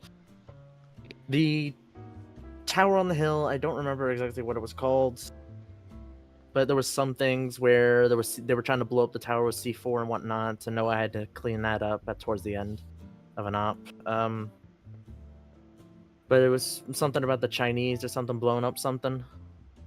I missed that part. Or the meeting with the officers at that one barracks place, and they apparently Eternal and them went in, but I never got to see any of that or hear about it until like way after the op was over. Was that the op that Cap died? Yeah, it's that one. On But- Serrano, It was the closeout of Serrano Part 2. Yeah, that one was a good one. before the opening where we had to go and capture the airfields. And then fuck, I forgot what the second part I was gonna say. But yeah, I kind of miss a lot of the big story moments and don't really get immersed into it because I kind of miss them, or it doesn't get told to me. That is the moment that struggle of Zeusing, is just not being able to get everyone involved because there's so many people. There was a moment where I think this was the second into the current campaign that we're in, the second op, where we were me and 1-1 were basically being screwed with by two snipers. We killed one, knew that for a fact. Could not find the freaking second one. And apparently I stepped on top of him. Good to know. Oh, yeah, yeah, I that remember was that me. one. That was funny. That was I funny. was like, if I did, by the way, I I was didn't have my, cyber ghillie suit moments. just saying, by the way, my settings were not set up properly because this was when my hard drive got screwed over and I had to re-download everything and redo all my, not the second time, but the first time I had to redo all my controls and everything. So I didn't have all the graphics set, so I could not see the damn ghillie. No matter. Which sucks that I lost the footage for that too, but yeah. It would have been funny to see from your perspective. Oh, Yeah. yeah. I lost 16 hours of footage on that drive crash. Oof. That's a lot of footage, dude. Holy shit. Yeah. So that's why the Clips and Pics video of the month was so short. Trust me, if I had it posted and actually had everything going for it, you would have had some footage. But yeah. Chat's bringing up that final op on Serrano where after Cap died, everyone just raided and picked his body of all his shit. Yeah, thanks, guys. I wasn't there for that. I don't know what That you're was talking on me. about. Nobody stole anything. Oh my god. Fucking that was, assholes. I was Who actually took your one glasses? I don't remember. Cannabis. Cannabis. Yeah, it was Cannabis. Cannabis. That's Cannabis right, yeah. did the glass. Cannabis did take his glasses. Because he Yeah. was talking about it the entire time. Cannabis took the glasses. I took the gun. I think that might be the most fucked up thing I've ever done in a story creation is kill the CEO in a dramatic fashion from like the big bad guy that we were helping the whole time. Plot twist. Plot twist. I remember circling in my F-18, just reporting the entire time because I could see through like 3 of the windows and I was like, oh, dude, like I can see Cap. He's like sitting in a chair. He's tied up or whatever, handcuffed. And then I was like, oh, I see blood splatter and zero movement, and I don't see anybody coming out, and I see people rushing in that were off for. And I'm like, dude, like I can't confirm if Yoshi's alive or not, like, but there's a lot of high level people in there. And then we dropped 2 war horses worth of Marines on the building. Yeah. At that moment in time, I was down the road from the checkpoint and holding angle right side of road. At that moment in time, yeah.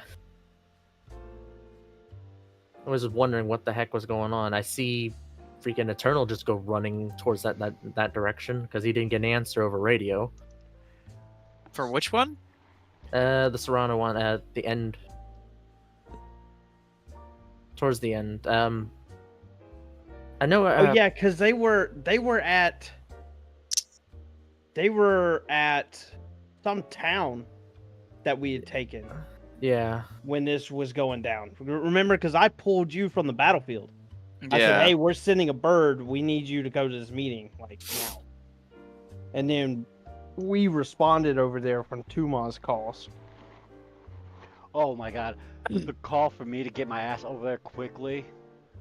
That was How quickly you just went over there. It's nutty. yeah, because I was on the other side of the city at that time because I was actually on a part of a fire team.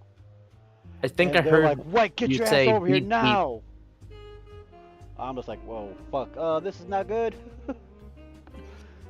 And then we pulled everyone out, and their ground was like, or I think it was Yogi. Yogi was like, drop your entire payload on that building right now. I was like, okay. That was the same op that Dubs had to land so I could stitch him. All right. Ace. Yeah. Next is Ace. Ooh. Well, I always like to be around. I have the unique opportunity, I guess, to be around more of the roleplay, just I guess for my position or whatever in the unit. Although, as those moments are cool, it's like, hey, we got this, we got that. They're cool, they're unique, but I think I like it when the Zeus's control AI, and they're like, die, American, die! And I'm like, shut the fuck up, come for your ass, and shit. Oh Just god. that, like, the in-fight shit talk to the enemy. My first stop, just side as well. My first stop was Cyber's main controlling. Dunn had with me run up to this compound on the first stop that I did, and I just hear him Dunn talking to me about something about the guy up in the tower, and the next thing you know, there's like 3 or 4 nades just come running over the wall. And I just hear Cyber talking, saying, well, I hear still talking. You want to go? And it's just like, what the God damn it, he's already dead. I'm still alive, though. It was hilarious. Hell yeah. White. There's been like, that's the thing with being the medic. I don't really get to be around a lot of the roleplay because I've got to make sure everybody's Tip top. tip top and ready for anything. So during most of the RP, I'm off make sure my corpsmen are doing their jobs. Yeah, there's been a couple times. I remember one of the first ops when I was a corpsman, when I first made platoon. It was me, Psycho, and Cyber, I think. We had to go into a building and Cap was Zeusing.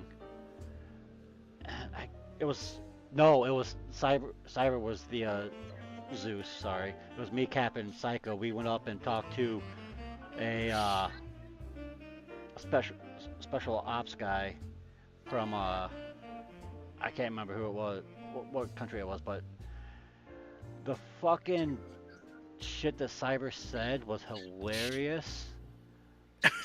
And I actually got a fucking warning from Twitch because of some of the shit that he said. Yikes. And then also the Texas guy that fucking Cyber was playing during Lithium in the marketplace. Oh, the butcher. Yeah, Oh, He turned out later to be one of our face guards. yeah. Yeah, that one was good. That was funny. Then we also had Shadow in the same like area trying to sell everyone a goat. Yeah. or was it a tractor? It was cars. He was trying to sell people cars. Bob was trying to sell tractors. Bob was trying to sell the tractor and stuff like that. I hate Bob. Oh, we don't talk about Bob. All the homies Um, hate Bob. All the homies say hate Bob. Fuck that guy. Fuck Bob that guy. Protocol. Yeah, Bob Protocol. Oh, Anyway. Cyber. Oh man, dude. As main Zeus, like I have so many because I'm part of like all of them. You're everywhere. I'm everywhere. Oh, dude. One of the I guess I have like a funny one and I have a serious one. My favorite funny roleplay is when me and Cap was role playing or me, Cap, and Shadow maybe were role playing as it was our first checkpoint op on Lithium that we had to actually go and set up the checkpoint and then do checkpoint operations. And there was like a raggedy, like ruined old checkpoint that had some like burnt out cars and stuff. And we were sitting there scavenging like parts and stuff from these cars. And oh my god, I don't know why they sent Ace up to talk to us, and he was just immediately like, "Y'all need to get the fuck out of here," blah blah. And so I think me and Cat was just like, "Fuck you, fuck you," actually, and we just got a yelling match with Ace in the middle of this road over this checkpoint, and I'm pretty sure they ended up shooting us all. I was hiding on the edge, on the top of the tower. I got to the edge and jumped over the top, and I hid along the edge line of that broken tower. Yeah, that was definitely hilarious because we were just like, "Why the fuck you telling us what to do? The fuck?" And then serious role play. What I think might be the coolest one was, oh man, dude, there's just so many role play scenarios. I think giving out the intel in a really fucked up. No, it was the initial interaction with Entity 7 personnel on the ground in Serrano. The opening up, that wasn't really an op, but it was just like a story guide. You know what I mean? We made landfall and there was just like no one there. And then we moved to the next town and we found like burnt out Kingdom of Serrano vehicles and stuff, but just like, no one was there. And then we finally got to the city, and there is these guys in all dark gray, like mop suits with suppressed, like Russian weaponry, and they're just sitting there at these garages that are on fire. And we later find out that each was a mass grave in all of those garages. And we had Price, right? He was our PL on the ground. Had him like signaled for him to come up to us, and we was talking to him. Like, hey, y'all need to stay out of this area, blah blah blah.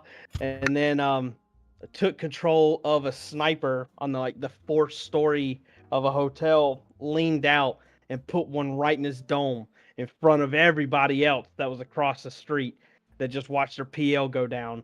And then they just hellstorm of bullets went across into that city. And that was the first, I think, actual like sighting of Entity 7 personnel on the ground. And it was so fucked up. Basically, they were doing chemical attacks and testing this chemical weapon. And like they were there cleaning up the aftermath, disguised as like corpsmen, APCs, and stuff like that. Or not corpsmen, but like unarmed medical, like tracked vehicles and stuff like that. but they were just in all fully kitted out. That was a really cool role play, like oh shit, who are these guys? And then like you slowly start to learn like this is who we've been hunting. Like we found who we've been hunting. So I remember that op because I had to go fucking pull Price's ass back because he never fucking stayed behind everybody. Price He was got supposed to. Price got laid the fuck out in the middle of that street. Oh god, yeah. That was that was really like a really hard punching, like I couldn't imagine being on the other side and being led by this guy. The guy comes up and talks to this unknown person. We're all just kind of waiting for something to happen, and then you hear a suppressed SVD shot and just Price hit the fucking floor. Like, holy shit, what is going on? Engage all targets, you know? That was crazy. That was a crazy story moment. I think was really, really cool.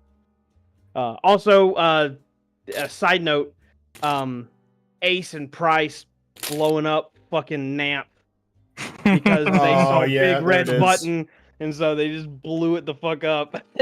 Bro, fuck Let me that plug place. these codes in. Yeah, Deserved it. that was crazy. But yeah, I could sit around and talk for hours about this, so we're gonna have to push it past to somebody else. So go ahead, go move to someone else. Soccer. Oh yeah. My favorite. I got two good moments. Don't see too much in the air. From like role play moments, but I remember it was Takistan. It was the op. McDonald had set up his ice cream shack where we had to go from like I think it was like Delta to Charlie. We went like backwards. It had to set up a checkpoint. We were coming Was to like that a the little. one with the market? Possibly. All I remember is it was two supers. We were in a formation going to like a little valley, and all I see out of nowhere is just an RPG fire at me, and then like machine guns just start opening up on the helicopters. I think it was me and Alex in the two helicopters. Waved off, but it was like super cool coming into the valley and like seeing RPG fire, and then like it probably missed by like 20 feet. It was Zeus controlled because I saw the clip after the op. I don't know which Zeus was controlling it. But if it wasn't a Zeus, probably would have got hit. Not gonna lie. But yeah, that was a fun time. And then it was another op in Takistan where we had to go drop some dude off at some CIA place or something. It was like way off in the corner. Oh, where you had to go way off map? Or, like, Yeah. out of the AO? Yeah, I was with the Ions down there. Oh, that was the guy that got Yeah. that got killed. Mm-hmm. Yeah, I remember dropping it off, and like there's like 4 Suburbans out there, a bunch of dudes in Miniguns suits sitting and on stuff. top. I'm like, yeah, I'm gonna drop them off, and I'm gonna get the fuck out of here. I don't want to be here too much longer. Jeez. Yeah, those. Then it's a lot different from in the air. You see like everything, but you don't see anything in a way. Like you don't get to see any like the fine moments, like the role play moments, but you see everything. So I mean that's all I got. Dubs. Yeah. Oh man, I've been here for almost 2 years, man. I got a lot. Pick two. Well, I can. Well, the first one will be kind of funny to some people, maybe not to others. But I've been POW twice, so there's that to consider. Ouch. Those are always fun. Always fun. So, not counting those, the first one would be. It was Winter Nymph. Oh God, Winter Namp. And I had to go. I was flying Warhorse, and I got a side mission to go drop off supplies to like an auxiliary camp at like a town or somewhere like off map or like out of the AO. And when I got there, everybody that was supposed to be there was dead. And I radioed it up like, hey, everybody's dead. Like, what do you want me to do? They're like, oh, just leave. Well, to that effect. And as I was going to leave, I got shot down. took an RPG. Warhorse hit the ground. And so I was like, well, shit, I can't fly. It's busted up. Can't fix it. Don't know where that RPG came from. And I radioed it up, and they're like, oh, well, then, do your best seer. So I got myself into a building, and I started getting pushed by people that were hiding. So I get into this building, holed up in a building, just returning. Well, actually, no, I didn't even start a firefight at that point. I was watching them because they were patrolling, trying to find me. And I waited until they were close enough, and I started taking shots, and I was able to drop probably about 3 or 4 AI. And this whole time I'm on the radio with whoever I was talking to. I don't remember if Yogi was in the unit at the time, but I was talking to somebody. And one of the Zeuses, it was Shadow. Shadow took control of one of them, and he's talking like he's leading, the AI to the building. And I was like, oh, I radio up, like, they breached my building. And I can hear him talking in his best Op 4 accent, whatever we were fighting at the time. I think it was the Russians at that point. Yeah. And now, yeah. And they breached, him controlling the character he controlled, breached the room. So I go to shoot him, and my fucking rifle was dry. So he gets shots off on me. I was like, well, shit, it's quicker to change to your sidearm. And I drop him with the 1911, and I leave the building. So that was a fun RP moment. And the second one was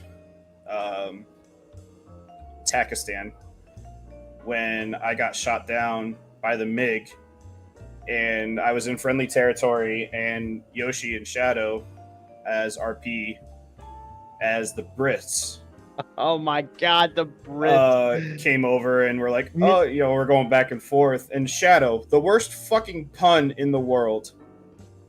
He's like, oh yeah, we saw that. It was magnificent. Yeah, the magnificent comment. Dude, it always makes me laugh. It always makes me laugh when an interaction, like I'm interacting with 2 different Zeuses, and the interaction with one of them pulls the other one out of character. I broke, dude. I had to turn around. I just couldn't believe what I just heard. I was like, fuck. That was a great one, honestly. So yeah, that's my 2. I have to. Oh, what you got? And I had one more that I thought about, and it's a moment that I haven't thought about in a long time. But when he said Winter Nymph, it clicked back to my memory. When Woods left the unit, we killed off his character. Oh yeah. Oh yeah. That because he was already captured. Yeah, he was captured, and then he left the unit, and so we killed off his character in the he was strapped to like a wooden chair, and blood splat across the wall, and it's sitting in a pool of his own blood. That was a crazy scene. And then, I'm sorry, again, also one of the funny ones, when we used to do MARSOC operations, and we finally got a MARSOC team in the North Serrano area, and y'all worked with the Serrani Special Forces guy at that farm, and he set you up with some covert vehicles and an arsenal, and then he was being hunted by other Special Forces and stuff like that. That was a funny and kind of cool roleplay moment for me, kind of being y'all's handler in the north. That was kind of cool. Miss the old MARSOC days, but all right. Sorry, Yoshi. So a funny one. So as the head Zeus for fucking ever, you get a plethora of crazy RP moments. Some funny, some serious. One of my funny ones that I can recall on. There's 2 of them. I'm gonna do 3, but the first 2 was Alpaca being tricked like a little kid to get into a helicopter from the enemy forces when he crashed behind enemy lines, during the final battle, the final op in one of the biggest battles of lithium for the unit, alpaca mission, or not the alpaca mission, the Alamo mission. the Alamo mission, and that dude, yeah, get in, little boy, basically was what occurred, and alpaca got in, and then yeah, the dude was like, yeah, so go ahead and take everything off of you and put these cuffs on. Oh man. That We was need to great. take off that long range radio. Yeah, go ahead and Yeah. put that away. I'm gonna need to take that off. Funny enough, the second to last op, so the op just before the final op for lithium as well, was when we were taking back that one town with ANA forces, because we were Afghani National Army. We were working with them to help them clear out like Hamas and all that shit, that was ISIS and that. And it was me and Cyber. It was either me or Cyber or someone else. We were running through as ANA guys alongside our Marines to give them that feeling of like we're actually working together. And basically at that point, the Takistani guys had all surrendered, and we were just like, "Oh, look at these dirty, tacky fucks!" And we just started blowing them away. And all you hear is Banana go up the staircase and go, "I didn't see nothing," and just walked away. Like, I didn't see shit. He just didn't, just like, I'm not ratting on the ANA dudes, whatever, man. They do their thing. Yeah, those ANA guys that I give a amazing moment. fuck. In spite of those two, I think one to this day, just because it's such a core memory Zeus moment, was the book 1 first chapter of Serrani, the last op in taking the capital city of Corazal. That op was 4 hours and 15 minutes long. It was 3 hours of city combat and clearing, followed by an hour and a half of finding and dragging and collecting all 100 plus bodies of Bravo Company. The unit, like, we were like, Bravo Company had gotten lost. Everyone was finding like notes and writings, and like their ammo bags were empty because they just ran out of ammo, and the company got surrounded, had gone dark for several weeks, and they were just bringing them all in, piling them all up, loading them into the war horses. Yet Eternal saying prayers for the dead. Like, it was such a surreal, cool roleplay moment that the whole unit felt at the time. Now, granted, the whole unit was, 20 fucking people, but it was so cool seeing everyone interact and gather up the dead and work with the dead and coordinate all that. And probably one of the craziest somber moments of like, man, this would actually fucking suck, because we just spent a little measly hour and a half gathering up all these fucking dead guys who are supposed to be our sister company. So that was probably one of my cooler, like, real moments of role play, I'd say, in the unit, at least in specifics of nostalgia. But yeah. All right, get our last question of the night then, and then we can hit the big wheel of names. Wheel Oh, of names. names. All right, Wake up, viewers. can you discuss the typical quote-unquote career progression of the 13th? How do you see this changing, if at all, in the future? Well, first you show that you have a little bit of intellect, and then command Admit. bothers you for 3 weeks or so to join NCOC, and then it goes from there. Man, you ain't got to call River out like that. Yeah, that was pretty And then much you- River, huh? Yeah. I'll be right back. You guys keep going. I gotta piss. Sorry. Well, I think so. If you're just a guy who wants to just come up to the ops and just shoot stuff, have fun, be in a fire team, really, you just show up, do your SOI, and then as you go, you'll probably get your CQB F qual. Not necessarily A. Maybe if you want to do like marksman, get your marksman qual. But I mean, at that point, it's kind of that's it. You're just like that forever. I think I'm not sure if we still do this. I hope we do. We haven't had a person qualify for it in a while, but like I think we've talked about if you've been in the unit for like a really long time and you've been really good, we'll probably just move you up to Lance by Meritorious. We we're did that talking about with, like we 9 did that with months. Sluggo. Yeah, We also did it with Banana, I think, too. No, Banana did whatchamacallit, TLC or something. I think. Nah, I don't think so. I don't know, but that's kind of it. But like, if you want to be a leader and all that, one, the NCO pipeline. It's a lot of words. I'm not going to go into elaboration. Hit up your COC. You would do the NCO pipeline, become a corporal, wait for a little bit, be a good corporal, show more leadership skills, and then eventually you get promoted to sergeant after a while. And then same thing with staff sergeant. You'll have a board that you have to take to become a staff sergeant.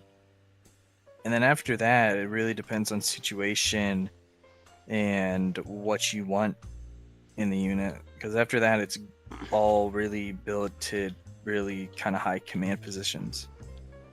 So that I would say, for at least infantry wise, Dubs can maybe talk about Tuma and White by Corpsman.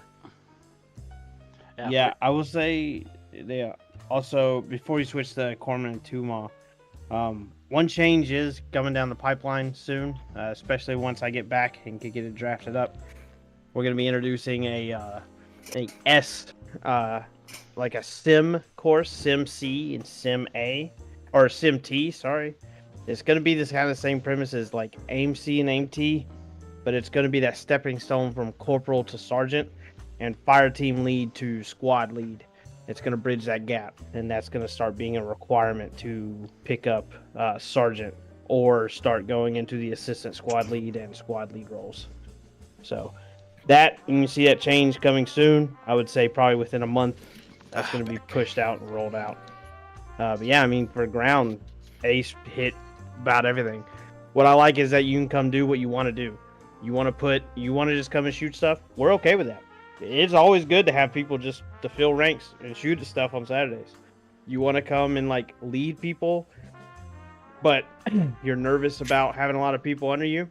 Gonna be a fire team lead. You can do that. You know, you do what you want to. And I think we do that really well. But yeah, I think that's all we have on ground. So, White, you want to do Corman's side of stuff? So Corman's kind of weird because we follow the same pipeline that ground does. But when it comes to progressing to HM2 and HM1, it's pretty much my decision. And for me, it's literally don't be a shitbag, show up, do your job, and after a while, if you prove to me that you want it, I'll give it to you as long as you show up and do what's asked.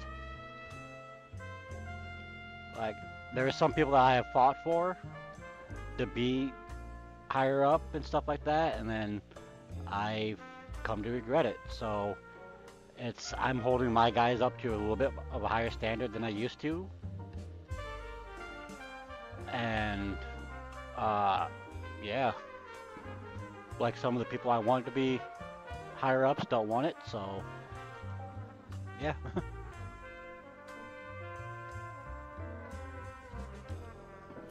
Dubs? Yeah, I think for Tuma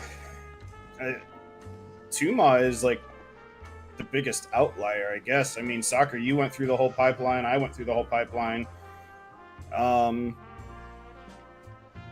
When we're looking at... So, when you join Tuma, just like everywhere else, you start out as a private. Once you finish probation, you become eligible to take the rotary qual. If flying is what you want to do, you are eligible to take the rotary qual.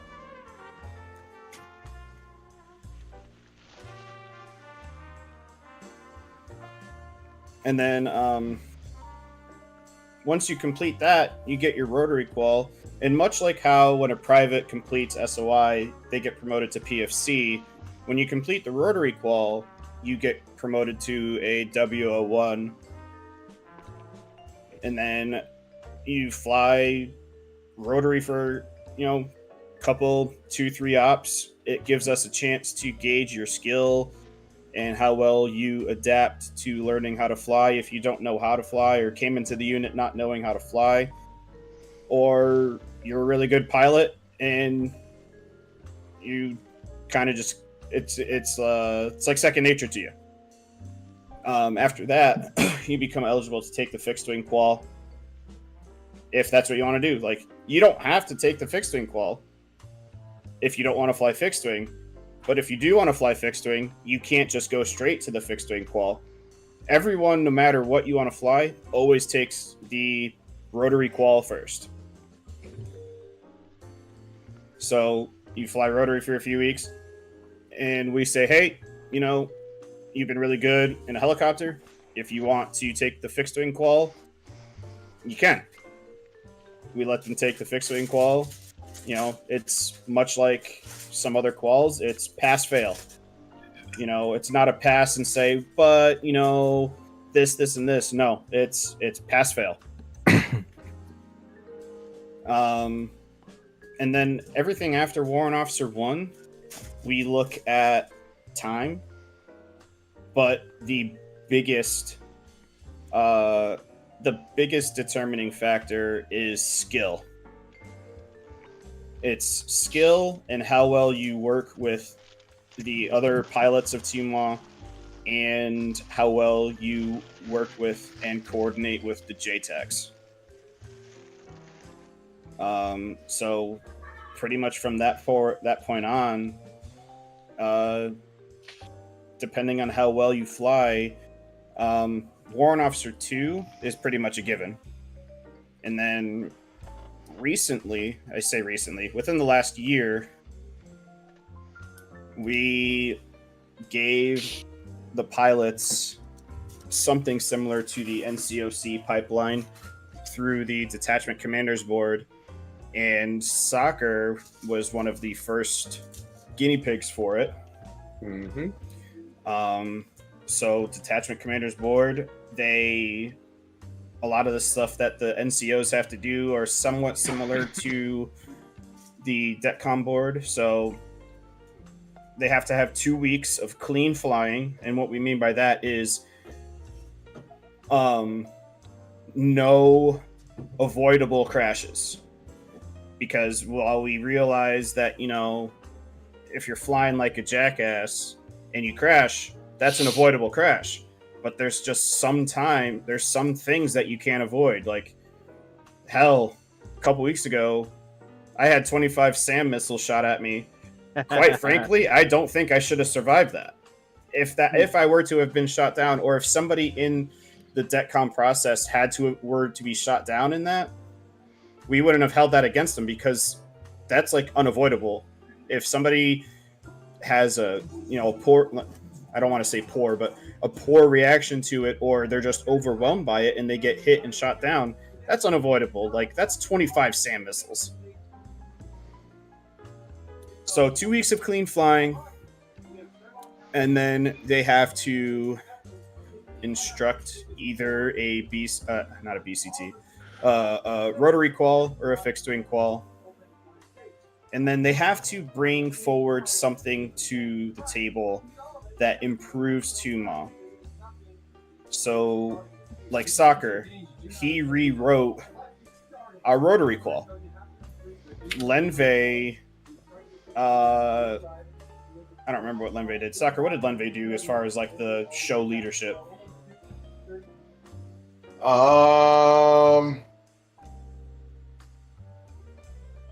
I think it was just stuff with the attack rotary. I could be wrong though. So like Soccer wrote processes for transport rotary, and Lenve wrote and brought forward ideas for attack rotary.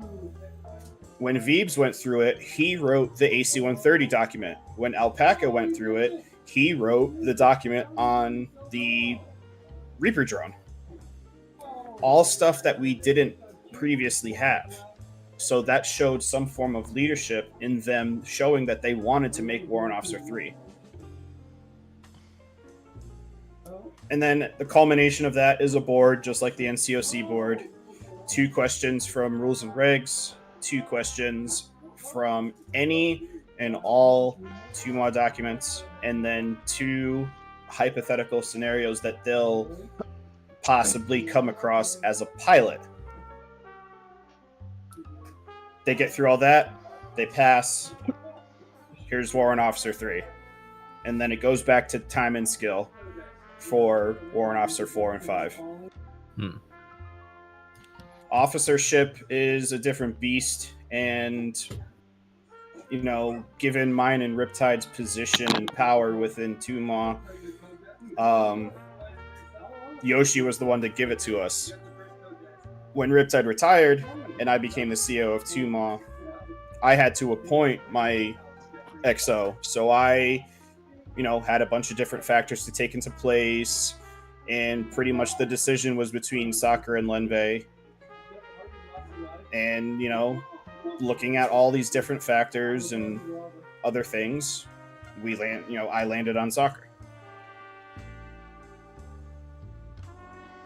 I think the only thing that it exists, but it hasn't had a chance to be utilized is gas. Well, it's not even that. It's progression to officership. The thing with soccer's a special case. So I say soccer's a special case because, well, if Riptide would have been here, Soccer would have done this. But because Riptide wasn't here and Soccer was appointed, he kind of skipped this portion.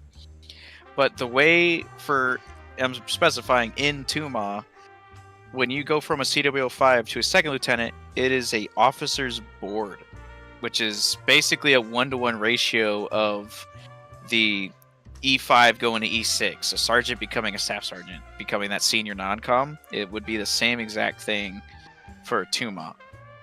They're basically senior leadership at that point as a second lieutenant.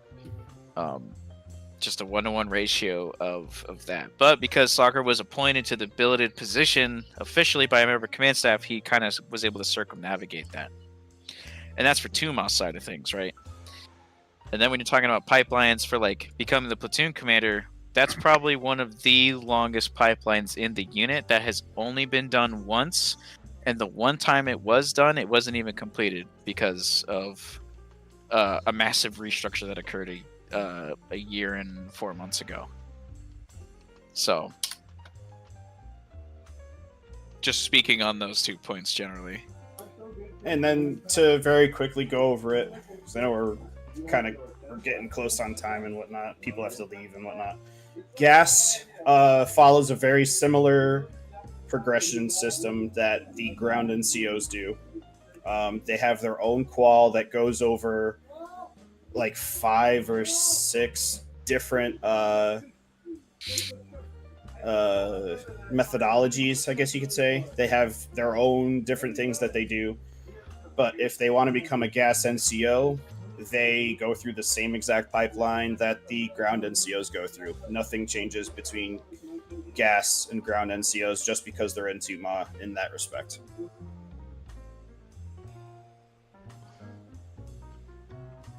And Soccer, feel free to chime in if I missed anything or if you have anything to add, because you've been through the whole process. Yeah, you pretty much hit it all on the head. Excuse me. All right. Well, yeah. All right, we gotta do the wheel. I was going to say there were some questions in chat, but I feel like they were answered through text and chat, so we can skip over that. Yeah, or stuff that could be just taken offline. Yeah, I mean, we can run through just super quick. River was asking about ground pounders getting rotary qual and to retain quals if people in 2MA transfer out of 2MA. We kind of do that in a very case by case, need to have the qual kind of scenario.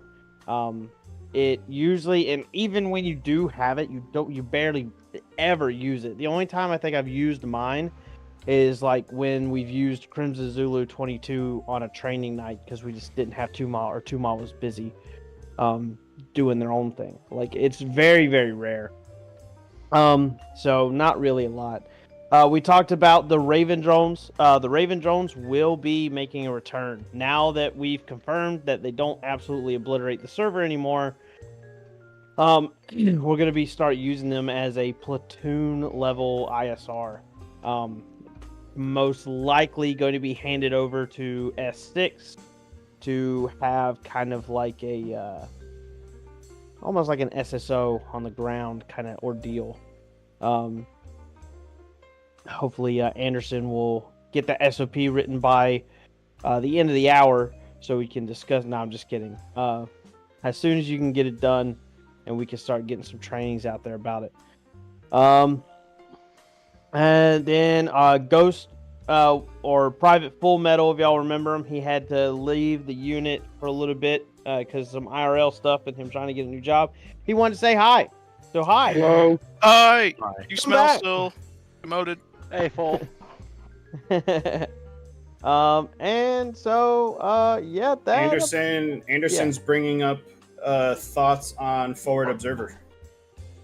Forward Observer role is really cool. The problem is, you're gonna start forward observing stuff that's not supposed to be observed yet because the Zeuses haven't built it out yet. We can't put the entire mission in at the beginning anymore because we have such large missions and it'll start crashing servers. So that's okay, but we would definitely need to put it in the training that, hey, if you see an objective and it's completely empty, just know it's not empty. You just can't see it yet. I You think just I don't need know to- what's there yet. I'll be completely honest. I think I need to resit through that explanation because I totally forgot the difference between the Forward Observer and RO and JTAC, shit like that. I know the difference between RO and JTAC. I don't know why Forward Observer qual is being pushed out. It's been so long since that last conversation. I completely forgot what the difference was, to be The honest. forward observer Well, role Anderson, was get in Discord after specific- this. I think Yeah, the 'cause forward we- observer role was mostly to utilize like artillery more accurately and stuff like that. But we already kind of shut down kind of a part of it with the number of guns, number of rounds. Yeah, on the Zeus side? Yeah, Yeah, hell fuck no, that. dude. Fuck No. that. No. You could do On the number of Zeus side, guns. I'm okay with number of guns, but nope, stick to the fire perfect, hammer, hatchet, steel ring. Yeah. That's it. That's your calls. We're not doing all this up. I ain't doing math. All right, I ain't doing math. ain't Fuck doing math. math. All my It homies seems hate math. super easy, super simple until you have 5 other things you also have to do at the same time when you're already Zeusing. If Yeah. you're not role playing out of scene, it's absolutely not necessary. Hell, Um, half of our Zeuses don't know how to use the fire artillery module yet. So we're working on it. Alright, so I hate to interrupt, but we kind of have to end this. Yep. The Cypher's gotta go. All right. Oh, we don't need to. All right, so Y'all, we don't need to y'all- end it, Y'all are 'cause- good, yeah. but just putting that out there. I just wanna Soccer see the does wheel have before to I head leave. out, but we Yeah. will definitely need to do the wheel before he leaves. All right, we'll hit up the wheel and go over.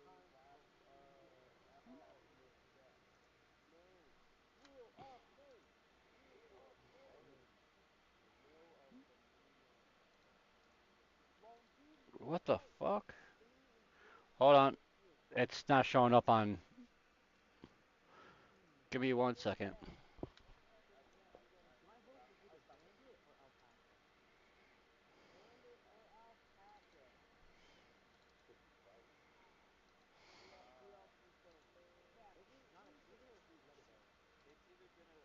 I'll say There Oh, stream dropped. Uh-oh. We getting two. We getting Oh, two we're back names. live. keeper or There it is. Huseman. Huseman would be good to have on. Chat, are we back? We back, Yep. chat? Yep, we are it's back. up. back. All right, cool. Chat, who do we think that the Wheel of Names is going to drop on? Who do you think is going to be selected next? Any Price or pleb? any Going with the P's guesses? for me. Going with the P's, Price or Pleb? I'm gonna Okay. Is there say. any more P's? Interesting. I'm gonna say Sluggo and River. River says not River. All right, Um, he's up next, no matter what the wheel says now. Yeah, too bad. River. God damn it. Yeah. Anderson says he won't participate. That's lame. You're here for the entire time anyway. Religious God, reasons. Shut Sorry, the religious fuck up. religious reasons are not a valid excuse. All right. Let's get after it. I think Spin we that might wheel. see a retired guy show up. That'd be that would be nice. cool. Spin All that right, let's wheel. see it. Spin it up, spin it back. Let's go and see it. I'm gonna laugh if it's River. It's fuck. It is a retired guy. Wow. Crusader. Well, look at that. Oh yeah, Crusader. Beepus. Crusader. Oh, I'm shit. pretty sure No. Crusader's in the chat too. I haven't might seen be. Where Crusader you in at? so long either. Oh my goodness. Crusader, where you at? Beepers. Good old B. You gotta do the securities roll, you know, in case Yep. you can't make it. Oh yeah, hell yeah, Bubba. All right, go ahead and reroll. All right, All right, we're gonna Alright, roll this for the is our backup. backup. Roll for the backup, baby girl. Next thing you know, it's freaking Crusader again. Let's see what we get, boys. Oh, Oh, that was close. Ghost. it's a ghost. Oh, so close to Hughesman. It was so Wait. close to River too. Yeah, it was. They lucked out. So we got Ghost as the backup. All right, Interesting. awesome. Gonna be a great time. Gonna be next Saturday. Whoa. Whoa. Hey, interesting. Next Wednesday. Wednesday. Boss says I'm safe again. Don't you worry, boy. I'll get you. We will get We'll you. get you. We'll figure you out, boy. You're gonna Oh, get you're on gonna be here. on the podcast, Ghost. Congratulations. Not that ghost. That's So- the wrong ghost. Oh, Full Metal. This is Ah. that is we spin to see who our next guest is. yeah. Yes, that is Smoky Ghost. Yes. Smoky. Oh man. China. Yeah, bro. All right, we have our primary and backup names for next week. Yep. I think we're also just kind of at a good closing point and stuff. I know Soccer's got to get off for the evening. We've been 2 hours in, and I think we've had over 15 people watching for the majority of this podcast. 12 So to 15. that's pretty So- solid. Our We also gained 2 subscribers. So 3. not, yeah, one of those numbers. Something happened. Yeah. Well, Those are indeed numbers. right. So our highest concurrent viewers was 17, Nice. Nice. and we've gotten 52 views. Not bad at Not all. bad at all. No. We appreciate everyone that comes and hangs out and chat, gives us questions, talks with us.